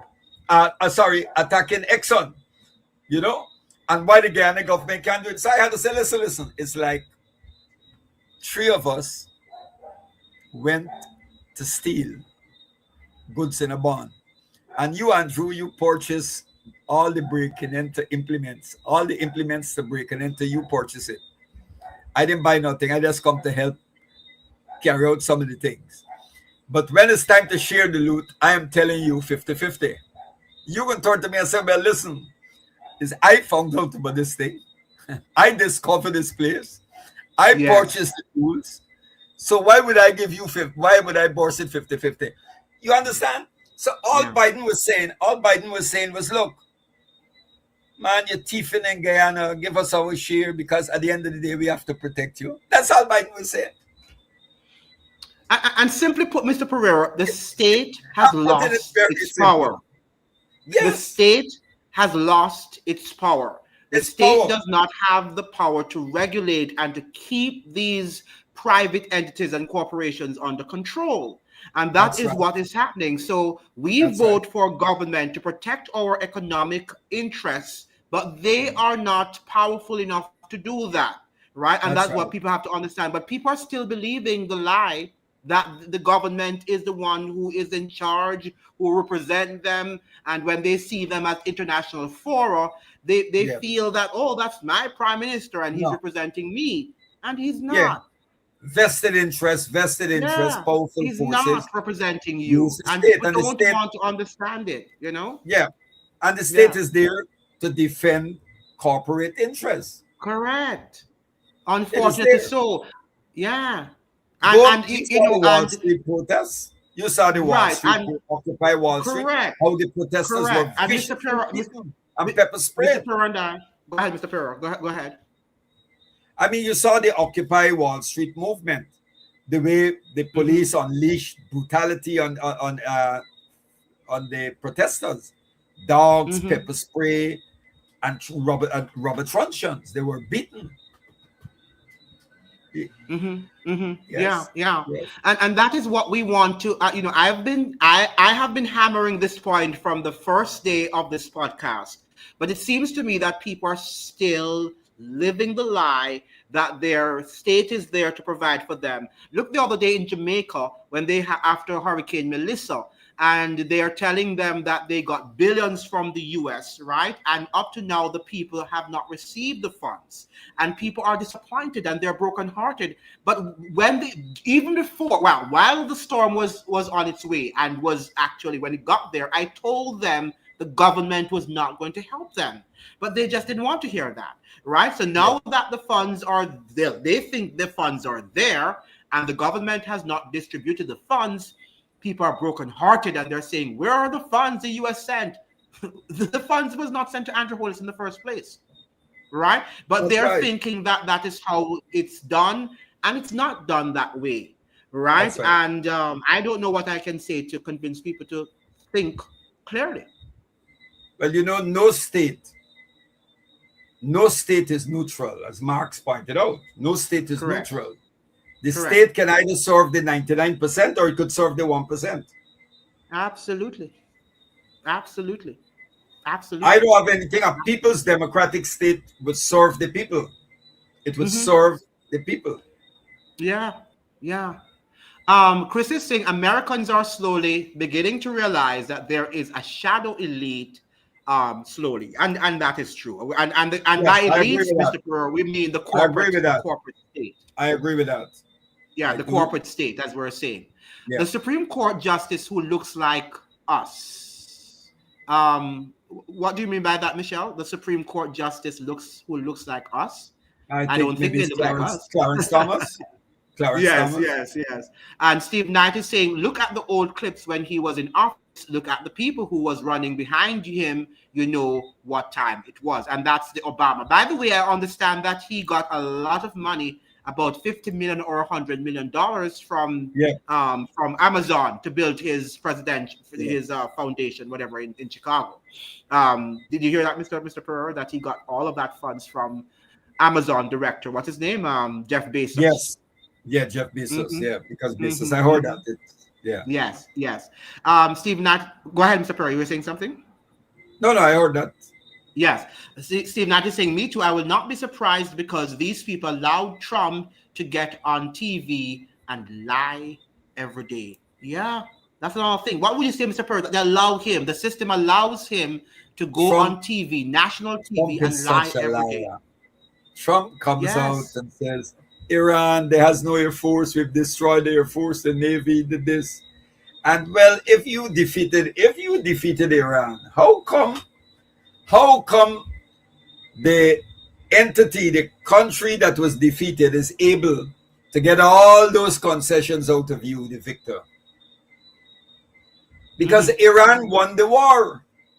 Iran won the war. And Trump had to come out, pressures on Trump. They lost a lot. Pressures coming from the Gulf allies. And you know something? Those Gulf states realize that America, the whole security architecture is going to change, because America, they realized they spent all those billions of dollars and America was not able to protect them. America picked up some of the weaponry that was meant to protect them and sent it to Israel. You know, right? And he comes out there lying with a dry face. Trump is mentally, Trump is deranged. I see one person referring to him as the deranged occupant of the White House. Yes. You know, Mr. Pereira, my thing is, and Iran can't do it by itself. It would have to take all of us.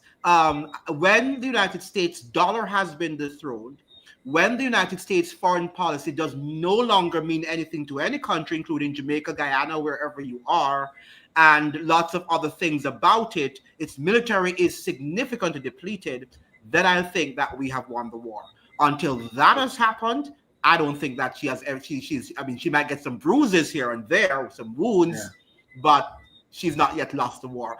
Can we come together and try to dethrone that dollar? Get rid of the foreign policy and say, no, we're not going to do what you say that we're supposed to do. And I think that but we're seeing the United States wielding too much influence over over many countries around the world, and people are not able to stand up to her and say, I am not going to do it. Well, I think I think there are some countries that are standing up. I think the United States is very unpopular throughout the world now. People, especially after people saw with what they did with Israel. I think people are waking up, even their allies. Even their allies. You know, I mean, the things that they're doing, the things that Trump is saying, and I mean, you know, Trump actually, on one hand, you went and you attacked the European leaders and NATO, and then you send Marco Rubio to say, look, we have to do this thing together. You know, we have to work together, because the United States realized that by itself, it cannot reclaim its lost ground, and it's not going to reclaim. But you know who gives, you know, Andrew, what is sad is those of us in the global south, our misleaders, who contribute, who infuse blood into the system, contribute, dragging, contributing to the to giving the empire more lifeline. We've seen it. Look at Ruto. Ruto is from Kenya, is going to give over so much minerals to the United States. I mean, do you know, we said it one time ago, if Africa under the umbrella of the African Union say, look, for all the African countries, this scenario, that we are not going to export anything for 2 weeks to America and to Europe, they will collapse. They will collapse. And that's what I'm saying. Why can't they do it? Because they are still controlled by them. Until that stops, they're still winning. Until that stops, the US and the West are still winning. And when you look at Walter Rodney's classic, his magnum opus there, How Europe Underdeveloped Africa. You see, when you revisit that book, you read it, you can see that then and now, that the survival of Europe,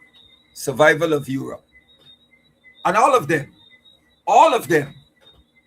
right, depends on all of them. China, all of them, Russia, depend on Africa. But the difference is, as I said, the Chinese are not coming in to bully you and take away what you have, and the Russians are coming in and bully you, but the Americans threaten you. They threaten you. You either give it or we'll sanction you or do something. They bully you. And Paul Kagame said that. And he's an ally of them. He said it. By the way, do you see Curry Lake? Curry Lake has been the new U.S. Ambassador to Jamaica designate. Yes. What do you think about her? Because she is saying that her major plank going to Jamaica now is to almost get the Chinese out of Jamaica and perhaps out of the Caribbean. Yeah, well, we're not surprised at that. The Marco Rubio came down here, apart from telling the government of Guyana to get rid of the Cubans. He was riding back to the airport, and he complained about the road, one of our new highways being bumpy, that the road, the ride was rough. And he attacked the Chinese, but it was not the Chinese who built that road. It was two local companies that built it. Yes. Yes. But they came here, and it's the same thing. They're putting pressure. They're telling them, Guyana too. Well, they told us to get rid of the Cuban Medical Brigade, and they're telling us to come back with the Chinese. But Andrew, I told you before, the war that is coming, the big war that is going to come, is going to be between the United States and China. Yeah. Yeah. That's Michelle. Michelle Forrest is saying Isabel Wilkerson wrote a book called Caste regarding the black caste system in America. I'm planning to read it. And that's also another problem in our community also, that we do have, even within our ethnic group, the caste system in terms of the lighter complected and those who are darker and whatever. And I don't know that book, but I know Caribbean, to an extent. I'm not aware of that book, but I know Oliver Cox, Class, Caste, and Race. Yes. Which is good reading, yeah. Yes. Trevor is saying Indians are super duper racist. You know how the plantation was structured. Yes. There was the Willie Lynch, the Willie Lynch syndrome. Yeah. I think this guy examined it too. He's not a radical sociologist, but he made some observation. Orlando Patterson. Yes. But Willie Lynch was the one who came up with that beautiful, model to divide the slaves among their, their complexion in terms of those who are lighter and those who are darker, that the Europeans would not be able to defeat them. They won't unite around, and being anti-slavery. So they're doing the same things right now to us, right? And we're very, very divided.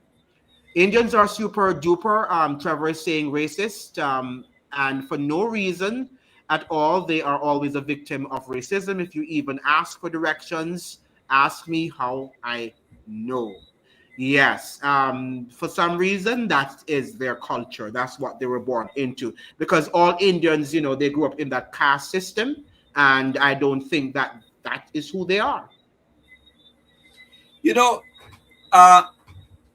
If you look at, let's look at the Caribbean, across the Caribbean, for example. There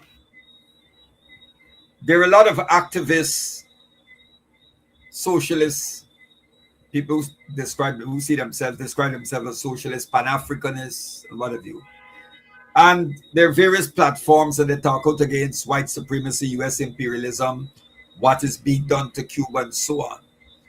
And with all these voices, my brother, you will categorize them, you will put them on the left. You can say that they're left-wingers, okay?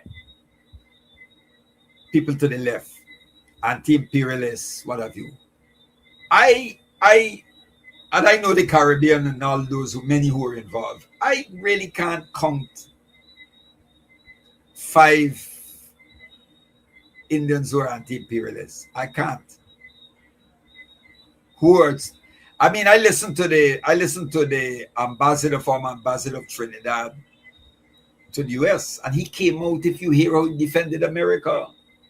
And then all of these Indian rights activists, not one of them, those in the Caribbean and those in the United States, have come out condemning. Not one of them have condemned what ICE is doing in the US, or what is happening to non-white people in the streets of the United States. They're not doing it. They don't say anything about that.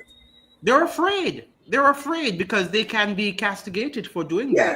that. But they And congratulate. They're happy. They're happy. They're happy that, Yeah. oh, you know, Vice President Vance, his wife is Indian. Oh, you know, Kash Patel, the head of the FBI, he's Indian. it's Indian That's too. what they like. Yeah, Mhm. that's what they like. Yes. Yeah. She links it to the Indian caste system and Nazi Germany. So she's saying that the black caste system, this person who wrote the book, I think it was Wilkerson, she said, it's linked to Yes. the Indian caste system and the Nazi caste system. So we are learning from those sort of systems as we What's go. her name? Wilkinson, I will try. But you know, the Dalit scholars like Ambedkar, so they wrote about that years ago, showing the that link between the caste system of India and Nazi ideology. It's like Jamaica and Haiti, where you have predominantly black ethnic groups. But what is happening is that the lighter shades are the ones who tend to control, and and it's not good. And and people often look at Trinidad and Guyana as the case of racism in the Caribbean region, but they don't look at Haiti and Jamaica, which stand at the extreme end in terms of a predominantly black society, but the lighter shades control the power structure. What would you say, Mr. Guerrero? Of course, that is how there've been cases of what is called, people like to deny it, the Brahmin caste, the priestly caste, and people who born into it, because they have this people, the different classes, and the Brahmins can do certain things, and like there've been examples of where men from the Brahmin caste have raped women and so, and reported it on their, if you're a caste law, nothing comes out of it. Yes. Many Indian women's rights activists have written on this type, written about the abuse of women. And when you report it to the police, yes, because they're the real, they're the real untouchables. Yes. Yes. They're the untouchables. Yes. Because one of the reasons many people don't understand Marcus Garvey was the fact that the Manlys and this, that sort of class that controlled the brown class in Jamaica, they didn't like him because what is this black man coming to tell us? They found him as a threat to society. Go ahead. No, you're right. That's the plan, because look at we brought out a little booklet years ago. I think we're going to reprint it. And look at Garvey. Garvey was very dark in complexion. Very African, yes. Yes, and Garvey was not a graduate of Harvard University. The first black man to get a PhD from Harvard was W.B. Du Bois. Yes. But Garvey organized the UNIA ACL, the Universal Negro Improvement Association African Community League, at a time when telephone was a luxury, no smart, and organized chapters all over the world. Brazil, Guyana, all over, millions of members. And people like, here you had Garvey, and Du Bois was saying, who is this man Garvey? Who is Garvey? This monkey, because this black monkey. Right. Du Bois was what you call, we, among ourselves Africans, we refer to you as red man, red niggas. Right. Yeah. The type who look like me, but don't bother me. Don't bother me. I came out of a woman. I came out of a woman who very dark, so I ain't got no problem. I ain't got no identity problem. Right. Yes. Right. So he felt he had this, the talented 10 thing and the elitist, better than Garvey. And even Padmore too. Padmore went along with that line to extent, because and CLR James too. And even James. Yeah. Yeah. Mhm. Yeah, all of them. Because look at them. I mean, CLR, all of them. Yeah, the But light skin. Garvey built something that none of them were able to build. Yes.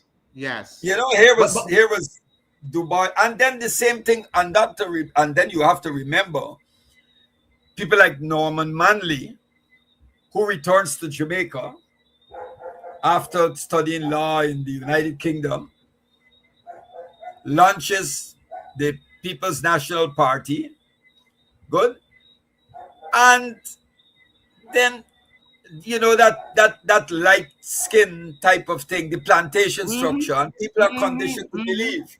yeah. So, Yeah. and this is how that Marcus Garvey had to be a genius, because people had this tendency to look at this light-skinned person who had African in them and a PhD or a lawyer, and look towards them. And Marcus Garvey had no degree, right? But he was an intellectual nonetheless. He was an intellectual, of course. Yeah. But A CLR true James, intellectual. Yes. CLR James was not even the holder of a bachelor's degree. Do you know that? I know these men. Yeah, I know that Sarah James did that. Yeah. CLR James was given sheer honorary degrees. Every university lined up Yes. to give James doctor. But James Yes, is a but- brilliant mind. Brilliant. Brilliant. Yeah. When I say brilliant, these guys Yeah. are brilliant. Yeah. Yeah. Our great Martin Carter, one of the Caribbean's great finest poets. Never had a university degree. Do you think the universities have corrupted our minds and our creative, as Professor Rex Nettiford would say, our creative imagination? He liked to talk about the creative Well, imagination. Rex was a very creative person. I agree. Yes. Because you know what I'm Yes. saying? The Yes. university should be a place where we cultivate critical minds, critical thinking. Yes. We're not doing that. We're like they're like mills just churning out people with to work in certificates. factories. That's right. We're turning out certified people, but not people who are properly educated. Because Yes. education is Yes. about cultivating not only the human mind but the human spirit. Yes. You know? Trevor, look at every country. We're winding down now. I know, Sapir, you have to go.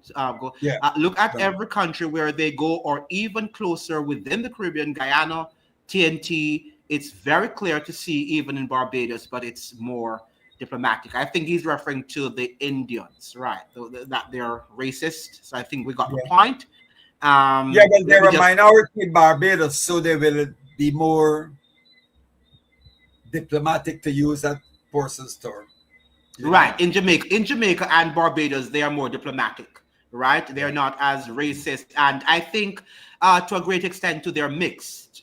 They're mixed with black blood. Yeah. So they tend to be, they're racist there too, don't get me wrong, but not as racist as you would see in Trinidad and in Guyana. To distance themselves from Germany. And then we have here Trevor saying, interesting to hear you mention Prussia. That's where the majority of today's brainwashing has come from. That's true. Our education system was built on that sort of Prussian system. That's right. Yes. That's right. Then we have Trevor saying choosing the lesser of two evils is still evil. What makes you? Yeah, that's true. That's we don't have any lesser of two evils, as many would think. If the Tsar of Russia was related to other European monarchs, maybe that's why the US, UK, Japan, France invaded the Russian Empire to stop the Bolshevik Revolution in 1920. Well, would you say? I just want to say this. There's some truth in that. If you go back, because remember when the Tsar was killed, overthrown by the Bolsheviks, Britain and all the European countries never forgive the leaders of the Russian Revolution, because I think as many as 16 European countries did invade Russia to overthrow them, and the Bolsheviks fought them. Good. That is so. And listen, and today, this war that you see that NATO is pushing against Russia, good? NATO, especially countries like the United Britain and Belgium and Germany and all these countries, they have never forgiven. They're carrying that anti-Russian line. They hate the Russians. The Anglo-Saxons hate the Russians, and the Russians know it. And that's why you listen to Russians, the Russian foreign minister or the Russian spokeswoman from the Ministry of Foreign Affairs, from the president, and they keep referring to the West Europeans as you Anglo-Saxons. You Anglo-Saxons only know to resolve issues through war. You know, you don't believe in dialogue and diplomacy and so, you know. So that person's right. Well, and that is what Marco Rubio went to Europe to say. He said that he wants a Europe that will go back to those days of their military might and defending Western civilization by killing people. That's what he meant. Yes, and he said, he told the Europeans, he said the big mistake that you made was to decolonize. Right. In other words, you should have kept your colonies. He said that. Correct. He said because it's a communist conspiracy to decolonize. Do you know that, incidentally, do you know that there are Caribbean people who still think that King Charles, even though on paper he is like the head of state of Jamaica, and I'm like, okay, on paper he might be, but you know, who controls the show?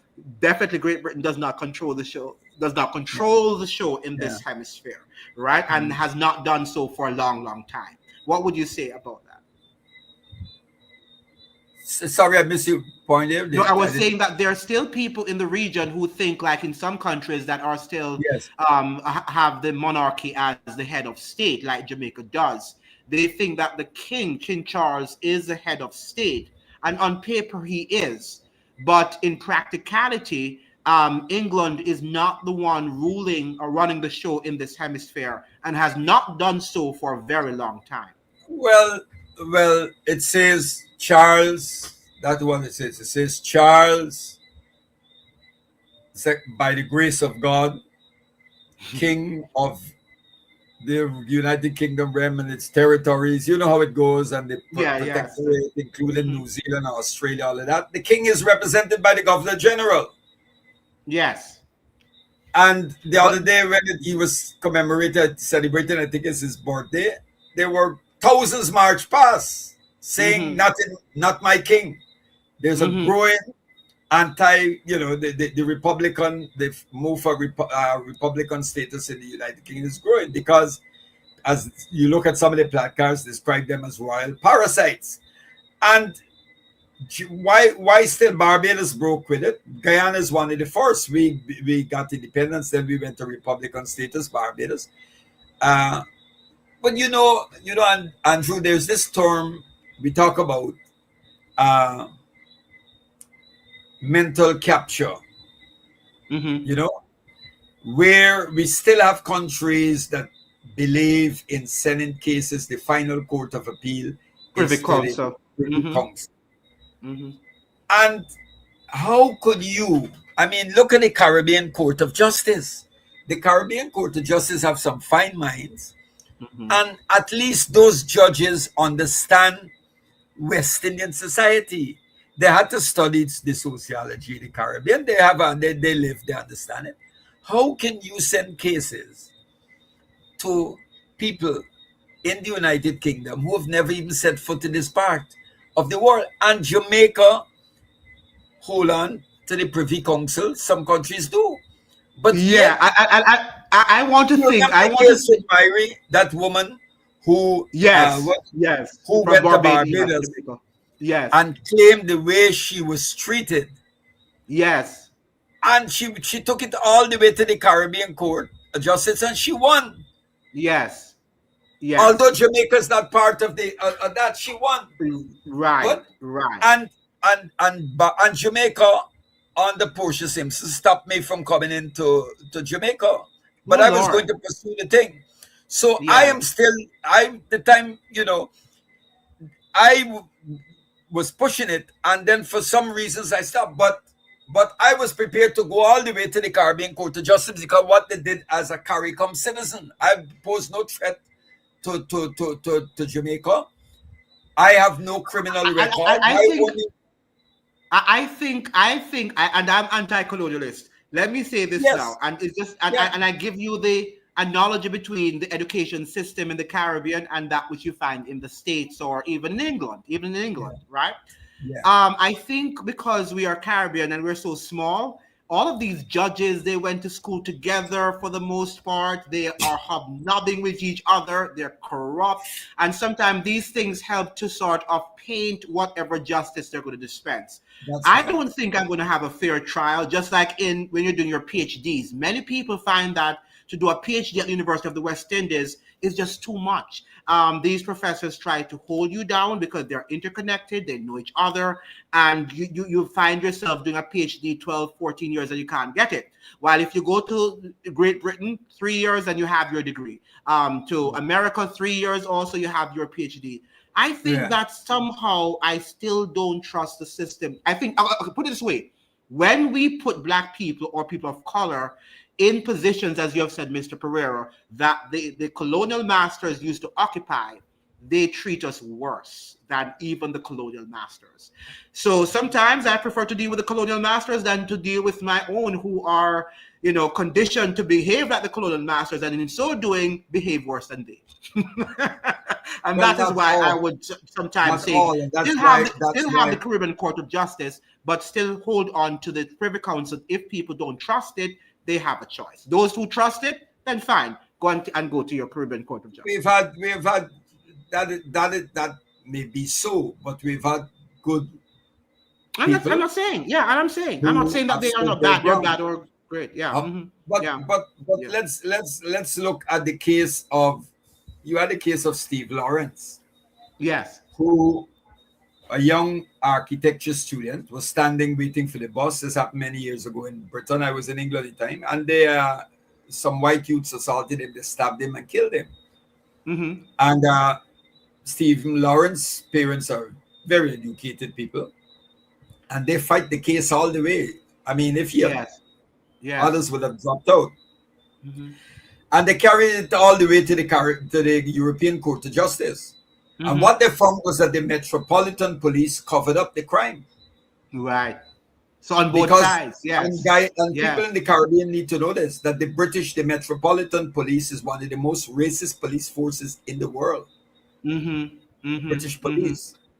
What is strange, Mr. Pereira, is how white people treat people coming from other countries. Let us say Afro-Caribbeans and Africans versus African Americans. Somehow the system tends to be kinder to us. Not necessarily they're kind because we are not we weren't born in America or something, so they don't treat you similarly.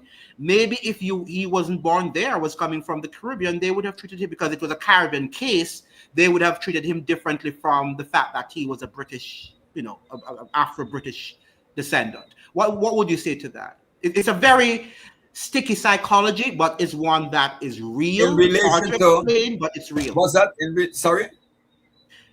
I was saying that when you go to America, Yes. white people have a way of dealing better with Afro-Caribbean and African people than they will with African Americans who were born there on the territory, right? There's a psychology that they play that is very difficult to explain, but it is real. And some people think that because Caribbean people and African people are inferior, so they hobnob with white people. But I don't think that is the real case. What it is that the white American, because they lived with blacks all these years, and they know that blacks oppose them and there's a tension. But even though we sense a tension when we go there, but we don't necessarily, we try a way to maneuver our way out of that tension to survive. And we deal better with them to some extent than their own black people who are. Well, you have to realize the African American experience. Yes, I understand that. The US is different from the Caribbean. We go there, we see where they go. Right. And we don't go there to rock the boat. Few of us do. Right. Few of us do. We don't go there. Even I know a lot of people who are very active in Guyana, who were very active. They were political activists. They opposed President Burnham, and after today, now they're no longer. They're settle their election at universities in the States, and they hardly say anything about what's going on there. If they do just privately, they don't come out into any demonstrations, and so they know the place. But the African American who grew up there, he knows the white who he's dealing with. Well, we know them too when we get there, but the fact Yes, is of that course. white course people we don't do. see us because we have a different strategy of dealing with them. That's right. than African Americans. So I just mentioned that because I want to say that maybe when our Caribbean cases go to the Supreme Court in the Privy Council right there in England, they sort of treat us differently. Had we been born there in England and had problems with their law, they would have also treated us differently. It's a sort of very difficult psychology to explain, but it is because you're dealing with a psychologist. Psychology came out of it didn't drop from the sky, came out of the side of enslavement to the plantation. Yes. So I prefer my opinion. I support the Caribbean Court of Justice, and I also say keep the Privy Council. Should anybody want to use that one, they don't trust Caribbean because some reason we have not grown up to trust our institutions because they're corrupt. And because we're a small space, people from Jamaica know people from Trinidad because they went to UA together and, and they hobnob, and then we end up not getting justice. You see what I'm saying? So I think that is the only reason. Well, but we have it here in Guyana. You have what is called the Queen's College. Yes. With the elite, the days they went to, and then it's like a club. They all know each other. It's a club. Yeah. It's a and club. they facilitate each club. other. This one is a doctor lawyer. Yeah. And, Can you be surprised to know how many people at Mona campus know the people at St. Augustine, and they all are part of the same team, and, So that is what I'm fearful of, and also in Barbados. It promotes it. It fosters. It reinforces social elitism.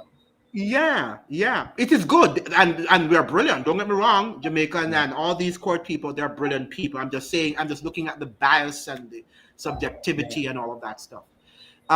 Trevor is saying degrees don't measure your intellect or intelligence. The politicians have all the degrees, they're still stupid.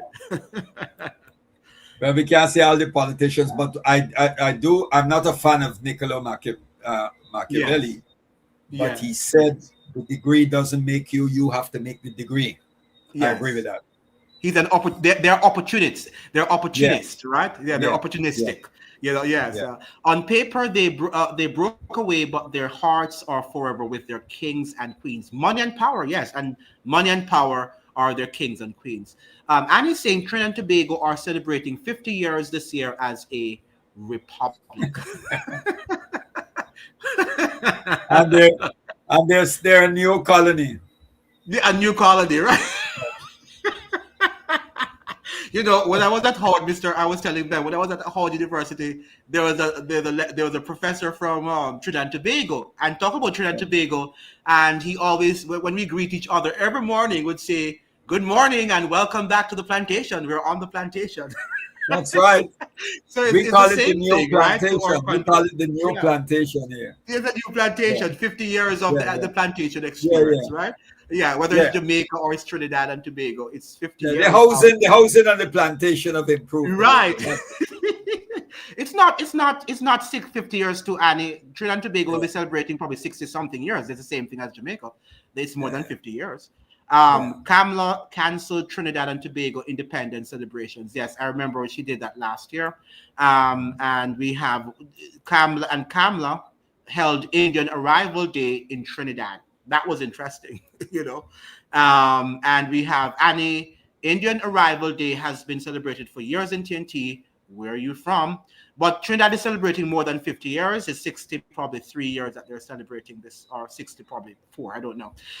The ones who have been indoctrinated by and infatuated with the colonial idols, who have been rewarded by the system, are the head oppressors. The minute they get power, the system gives value to them. And that is true. We're coming down now. Fana address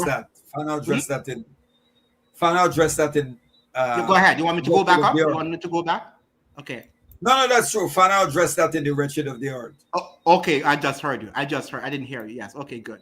And then we have Sunflower saying, I've listened to some spaces and Native American Black people don't want to be placed into a category. And we're going to end this on this point as an African and are upset with Africans coming into the US. Mr. Pereira, there is a sort of ideology now seeping across the Black world that Black people aren't really Africans, they're the indigenous people. And, I don't know if you're hearing that, you're reading that, but it's a sort of weird sort of ideology. What would you say about that? But people who say that we were always here, we didn't come to the Americas. It's almost like Black people we were already here. That because before they came, before Columbus came, what's his name again, who wrote the Guyanese scholar. But the fact is they're suggesting as if indigenous people were Africans. Are you familiar with that ideology? There's this, the great Guyanese anthropologist and historian, outstanding scholar Van Sertima, wrote the book They Came Before Columbus. Yes. And he has provided historical and historical, archaeological, and anthropological evidence to reinforce his thesis, his position. Runosho Rashidi, I think he died recently. He did a lot of work on Asia and other parts of the world, but leaving Van Sertima Runoko Rashidi out, the Dalit people, the Dalit scholars, the so-called untouchables, the Dravidians, the original occupants of what is known as India before the Aryan invasion. They say that their roots are in Africa. That's what they say. That's what they say. Now, you ever see the sadhus? The sadhus are those men who are meant to be mystical. They grow their hair in long locks. You've seen it. And they go to the river Ganges and wash their hair. Yes. They believe it is when the indentured servants, some of them arrive in India from India, it was the sadhus who first grew locks.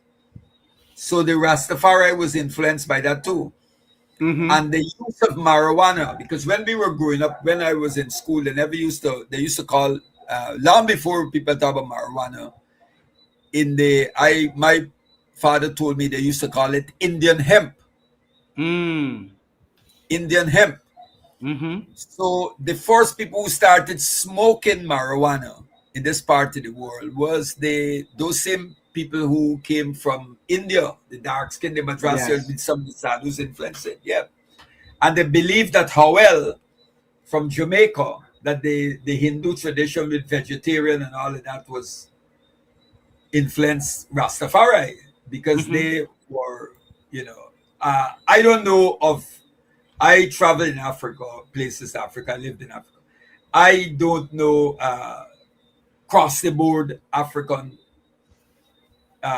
peoples or tribes. I don't want to use tribes, the third tribe, because the Yoruba people number about 26 million, and the Europeans call them tribe. That's a nation. And the Welsh are less than 6 million, you call them a nation. So we got to be careful, But Africans eat meat. So I'm not saying that you won't find individuals who are vegetarian, but across the board generally. So that thing about being vegetarian came, I think, with the people who came from India. Because Hindus do not eat meat. Thank you very much. Real practicing Hindus don't eat meat. They do not eat meat. They consider the cow as sacred, so they don't kill the cow. Yes. Thank you very much, Annie, for that correction. You're distinguishing between Trinidad being a republic and the years that it's celebrating its independence. Because I guess they got their republic status after they got their independence. Yes, independence first, and then Yes, and then they became a republic. Yeah, thank you for that correction. All right, so I think that this was a very beautiful live. Make sure you like it and you send it to everybody that you see online, so we can thank you, Mr. Pereira, for joining again. Yeah, We thank you, my brother. really like the fact that you've come to share your intellect with us and always willing to do so. And Yes, anytime, I'm my hoping brother. that we will grow very soon so we can Yeah, get our message and the algorithm will begin to loosen up and send our yeah, message to hundreds and thousands of people around the world, because yeah, it deserves to be sent to many people, because these are intellectually charged conversations. Go ahead, Mr. yeah. Pereira. Yes. Could you hear me? Can you hear me? Hmm. Hello? Yes, could you hear me? Yes, I'm hearing you now. I'm hearing you now. Okay, I didn't get you because there's some. Yes, some audio problem. Go on, go on. No, I'm finished. I'm saying you can give your final remarks now that you're going. Yes, well, I just want to say, my brother, that in these times here, programs like yours are playing a very important role in opening people's minds, giving them a different dimension Hmm. to what is taking place in our region and the world. Because if you listen to, if you read a lot of the newspapers across the region and what is coming out, it's a different thing. So programs like this serve a very, very important role. It's important in contributing to the awareness of our people, Yes. because we're not getting this from TV station or radio stations in Barbados. You have others like my brother Desmond, Rebel Radio in Jamaica, and what you are doing. And you're reaching a lot of people, and I'm always willing to participate, because at the end of the day, as Malcolm X said, you have to arm the mind, and not an Yes. armed mind. An Yes. armed mind is a dangerous mind, because It someone can is. take It over the is. gun out of your hands. But to disarm Yes. an armed mind, you have to kill that person. Yes. Yes. Thank you so much, And Mr. you're Pereira, and we look contributing forward to. to the arming of the mind for liberation. Yeah. Thank you so much, Mr. Pereira, and we look forward to hosting you another time on Yes. another interesting live. Yes, my brother. All the best. Thank you so Take care. much. All the best Yeah, to brother. you. Welcome. Same to you. Bye bye. Yes. Bye Yeah. bye. Bye bye, ladies and gentlemen. I'm going to end it now too. I'm going to get some sleep, some rest after a long day. So I see you tomorrow, and tomorrow we'll talk about what do you want to talk about tomorrow? What do we think I was thinking of talking about Obama versus Trump. Maybe we could come and on an hour live. Try to come early tomorrow at 5 o'clock, or do you think 6 o'clock is better for tomorrow? If we talk about Trump and versus Obama's, their policies and how these policies are affecting the Caribbean and Latin America. If you want that conversation, please say yes. And try to come early so we can just have an hour's live tomorrow. What time do you think it's better? I would prefer early in the evening, maybe at 5-6 o'clock, 1 hour, and then we can go home. Right? Do you think that's a good thing? Do you think we can do that? Do you think it's good? We could do that tomorrow for tomorrow? Yes. Okay, good. So so we'll do that tomorrow. And just at what time? Do you think 5 or 6 p.m., 5 p.m. or 6 p.m.?